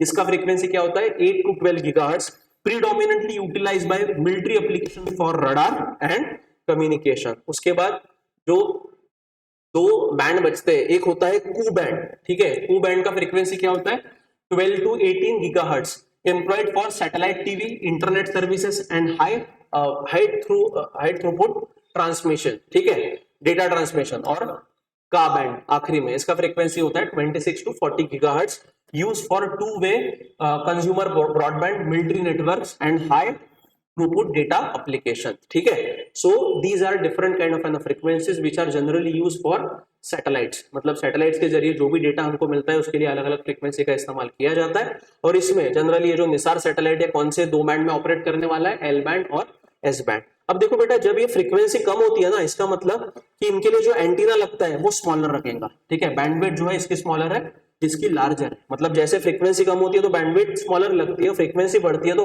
बैंडविड्थ ज्यादा लगती है। एंटीना साइज की अगर बात करें तो जब फ्रीक्वेंसी कम है तो एंटीना का साइज लार्जर होता है, और फ्रीक्वेंसी ज्यादा है तो एंटीना का साइज स्मॉलर होता है, ठीक है। इसीलिए आप देखना कि जो सैटेलाइट्स होते हैं उनका एंटीना बहुत बड़ा होता है, ठीक है। क्यों बड़ा होता है, बिकॉज उनका फ्रीक्वेंसी कम है। तो फ्रीक्वेंसी कम है मतलब क्या होगा, उनको जो एंटीना लगेगा वो लार्जर लगेगा। और एटेन्यूएशन मतलब कि जो बारिश वगैरह हो गई, बादल वगैरह आए, तो बहुत बार सिग्नल्स में कम ज्यादा होता है। तो ये जो कम फ्रीक्वेंसी वाले जो बैंड्स होते हैं उनमें लेस होता है, मतलब इसका जो नॉइज वगैरह आती है वो कम आती है। बट जो ज्यादा फ्रीक्वेंसी वाले इसमें ये बादल वगैरह इसका इंपैक्ट ज्यादा वहां पे देखने को मिलता है। So generally these are the few specification related to the frequencies. तो कौन से बैंड है वो एक बार ध्यान में रख लेना, एल, एस, सी, एक्स, टू का। कैसे ऑपरेट करते हैं, क्या ऑपरेट करते हैं, हमको उसमें नहीं जाना है। देखो इतना डिटेल में आपको नहीं पूछा जाता है, आपको सिर्फ ऊपर ऊपर से पता होना चाहिए कौन से फ्रीक्वेंसी के बैंड है, क्या होता है क्या नहीं होता है, ठीक है। Is it clear to everyone.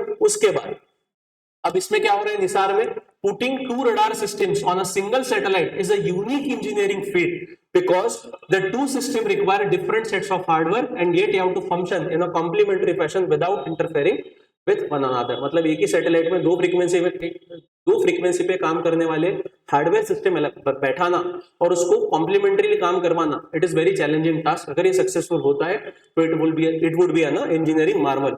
This would mean that the satellite would be able to provide very high resolution data in all types of weather condition and both during the day and night। मतलब ये दिन में भी operate करेगा, रात में भी operate करेगा, और कैसा डेटा देगा, वेरी हाई रेजोल्यूशन डेटा हमको प्रोवाइड करेगा। तो कितने हाई रेजोल्यूशन का वो इसमें बताया, the satellite is powerful enough to capture changes as small as 1 centimetre in size during its repeated observation over the same terrain. मतलब एक जगह पे अगर 1 सेंटीमीटर से भी अगर बर्फ पिघलता है या फिर बनता है, उतना भी ऑब्जर्वेशन ये सैटेलाइट स्पेस से करने वाला है। तो आप सोचिए कि ये टेक्नोलॉजी जो यहाँ पे यूज होने वाली है निसार में, ये बहुत ही एडवांस लेवल की टेक्नोलॉजी है। और इसके पहले इतने एडवांस लेवल की टेक्नोलॉजी वाला अर्थ ऑब्जर्वेशन सैटेलाइट किसी भी देश ने लॉन्च नहीं किया है, ठीक है। While NISAR won't be able to predict earthquake, ये अर्थक्वेक प्रेडिक्ट नहीं करेगा, but it will be able to study the dynamic process happening on earth surface कि earth surface पे क्या क्या हो रहा है, like retreat of glaciers, glaciers जो पिघल रहे हैं उसको बोला जाता है retreat of glacier, movement of sea ice, the path of storm, changes in vegetation and forest cover and even the movement during earthquake and volcanoes। तो मतलब ये सारी चीजों को ये क्या कर सकता है, ऑब्जर्व कर सकता है, क्लोजली ऑब्जर्व कर सकता है, ये पूरा क्लोजली हाई रिजोल्यूशन वाला डेटा हमको प्रोवाइड कर सकता है। Scientist expect this satellite to provide a new insight into our understanding of processes like climate change और natural hazards and better prepare for them. कि भाई क्लाइमेट चेंज से कैसे फाइट करना है, नेचुरल हैजार्ड्स कैसे हो रहा है, जैसे अर्थक्वेक को तो ये डिटेक्ट नहीं कर सकता है, बट अर्थक्वेक जहां पे हो रहा है उसमें कैसे मूवमेंट हो रहा है ये डिटेक्ट कर सकता है। सो ये सारी चीजें इसमें ऐड की गई है। It can also help with practical applications such as tracking the changes in soil moisture and mapping surface water level. इसका पूरा कॉस्टिंग है बेटा लगभग $1.5 बिलियन, 1.5 बिलियन डॉलर। और इसमें का अभी तक का ये मोस्ट एक्सपेंसिव अर्थ ऑब्जर्वेशन सैटेलाइट होने वाला है। इसमें का इसरो लगभग 470 बिलियन डॉलर का, जो 70 करोड़ का खर्चा रुपीज इसरो करने वाली है और बाकी का खर्चा नासा करने वाली है। The Indian space agency is also इनकर कॉस्ट लॉन्चिंग द सैटेलाइट, मतलब लॉन्चिंग का पूरा खर्चा हमारा है। जैसा अभी 30 जुलाई को जो लॉन्च हो रहा है श्रीहरिकोटा से, उसका वो भी खर्चा हम लोग उठा रहे हैं। और इसमें बनाने में हम लोगों ने कितना पैसा दिया है, लगभग 470 करोड़ रुपीस का पैसा हमने दिया है। बट टोटल खर्चा कितना है, 1.5 बिलियन डॉलर, बहुत ज्यादा है। मतलब मेजर खर्चा तो नासा उठा रहा है, बट थोड़ा बहुत खर्चा हमने उठाया। और उसमें भी जो लॉन्चिंग का कॉस्टिंग है वो हम लोग। अब देखो बेटा, there are different types of an satellite. अब ये जो सैटेलाइट जिसके बारे में, निसार के बारे में हमने पढ़ा, ये कौन सा सैटेलाइट में आता है? This is basically a earth observation satellite. तो एक तो होता है कम्युनिकेशन सैटेलाइट। कम्युनिकेशन सैटेलाइट मतलब जैसे मोबाइल फोन वगैरह जो होते हैं, तो ये सैटेलाइट्स, मोबाइल फोन का जो नेटवर्क वगैरह मिलता है वो इनके जरिए मिलता है। दूसरे होते हैं नेविगेशन सैटेलाइट। नेविगेशन सैटेलाइट मतलब आपके मोबाइल पे हम लोग क्या करते हैं ना, जीपीएस सिस्टम का इस्तेमाल करते हैं। तो ये जो जीपीएस सिस्टम होती है, ठीक है, ग्लोबल पोजिशनिंग सिस्टम। अब ये जो सिस्टम है ना, ये अमेरिका की है। तो जनरली अभी तक इंडिया वाले जीपीएस इस्तेमाल करते थे, बट अभी रिसेंटली कुछ सालों पहले 2017-18 में हम लोगों ने खुद का जीपीएस बनाया, जिसका नाम है नाविक। क्या नाम है? नाविक। घर पे जाना, नाविक के बारे में सर्च करना, जीपीएस अमेरिका का है, ठीक है। सो ये जीपीएस, नाविक रशिया का ग्लोस्नास करके है। तो ये अलग अलग जो नेविगेशन सैटेलाइट सिस्टम है, ये भी एक प्रकार के सैटेलाइट होते हैं जो हमको एग्जैक्ट लोकेशन बताते हैं कि कहाँ पे क्या हुआ है, ठीक है। उसके बाद तीसरा जो प्रकार का सैटेलाइट होता है उसको बोला जाता है अर्थ ऑब्जर्वेशन सैटेलाइट। अर्थ को ऑब्जर्व करने के लिए जो सैटेलाइट भेजे जाते हैं उनको अर्थ ऑब्जर्वेशन सैटेलाइट बोला जाता है। और चौथा होता है एस्ट्रोनॉमिकल सैटेलाइट। एस्ट्रोनॉमिकल सैटेलाइट मतलब जो सैटेलाइट स्पेस के, जो स्पेस से रिलेटेड जो एक्सप्लोरेशन करने के लिए भेजे जाते हैं, उनको बोला जाता है एस्ट्रोनॉमिकल सैटेलाइट, ठीक है। जैसा आदित्य नाम का एक स्पेसक्राफ्ट है, ठीक है, Aditya L1।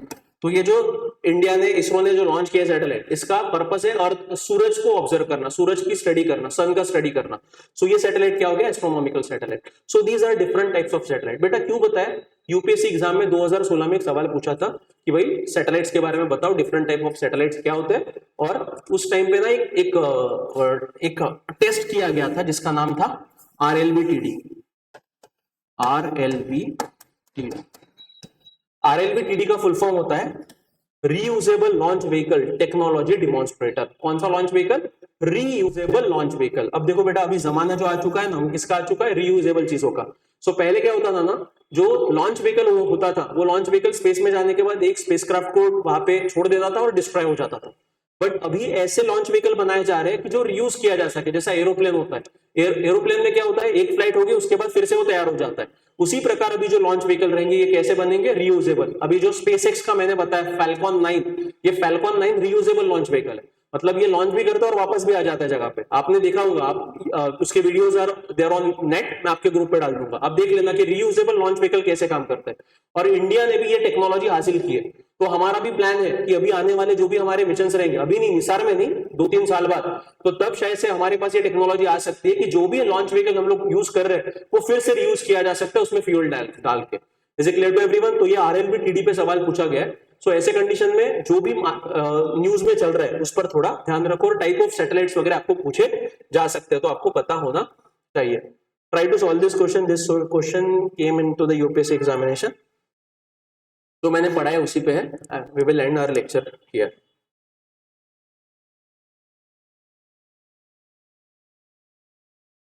What is the answer to this question guys?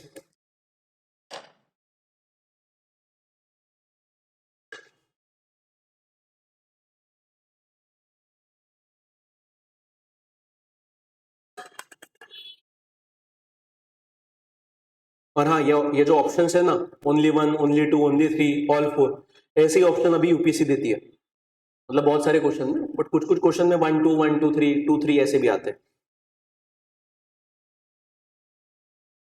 If you have understood the topic ना, इट इज वेरी इजी। जो मैंने अभी तक वो स्लाइड्स में लिखा था उस पे ही सवाल है। देखो सिंपल है। हाँ, the correct answer is A, only 1। क्या है? With reference to the NISAR satellite consider the following statement. पहला स्टेटमेंट क्या है? The satellite is developed by ISRO and NASA. नाम में ही क्या है? NISAR, NASA, ISRO, synthetic aperture radar. This satellite is developed by Indian space research and in partnership with NASA. Correct है। दूसरा क्या बोला गया, it will measure the motion of the inter planets land and ice curved surface every 28 days. Every 28 days नहीं है, every 12 days है, ठीक है। इसीलिए इसको लॉन्ग रेंज मॉनिटरिंग सैटेलाइट कहा जाता है। क्या कहा जाता है, लॉन्ग रेंज मॉनिटरिंग सैटेलाइट, क्योंकि ये इसका जो ऑर्बिट है ना, वो ऑर्बिट लो अर्थ ऑर्बिट में आता है, और लो अर्थ ऑर्बिट में भी सब टाइप कौन सा है, सन सिंक्रोनस ऑर्बिट। और सन सिंक्रोनस ऑर्बिट ये पोलर ऑर्बिट होता है, मतलब अर्थ के पोल्स के अराउंड घूमता है। तो ये 12 दिन में घूमने वाला है, एक ऑर्बिट कंप्लीट करने वाला है, 28 दिन में नहीं करने वाला है, मतलब सेकंड स्टेटमेंट रॉन्ग है। तीसरा, the satellite will work only during the day time. अभी मैंने बोला ये सबसे एडवांस सैटेलाइट है जिसमें 2 फ्रीक्वेंसीज में काम किया जाएगा, एल और एस पे। तो ऐसे कंडीशन में ये रात में और दिन में सब टाइम पे ये हाई रेजोल्यूशन इमेजेस क्लिक करने वाला है। तो तीसरा भी स्टेटमेंट क्या है, गलत है। चौथा, the satellite will be able to predict earthquake. Predict नहीं करने वाला है, ये क्या करने वाला है, अर्थक्वेक होने के बाद अर्थक्वेक के कारण जो भी सरफेस का मूवमेंट होता है वो ये बताने वाला है। सो ये भी गलत है, मतलब only one statement is correct. The correct answer of this statement is a. So this is all for today's guys. सभी को समझा है, किसी को कुछ डाउट है?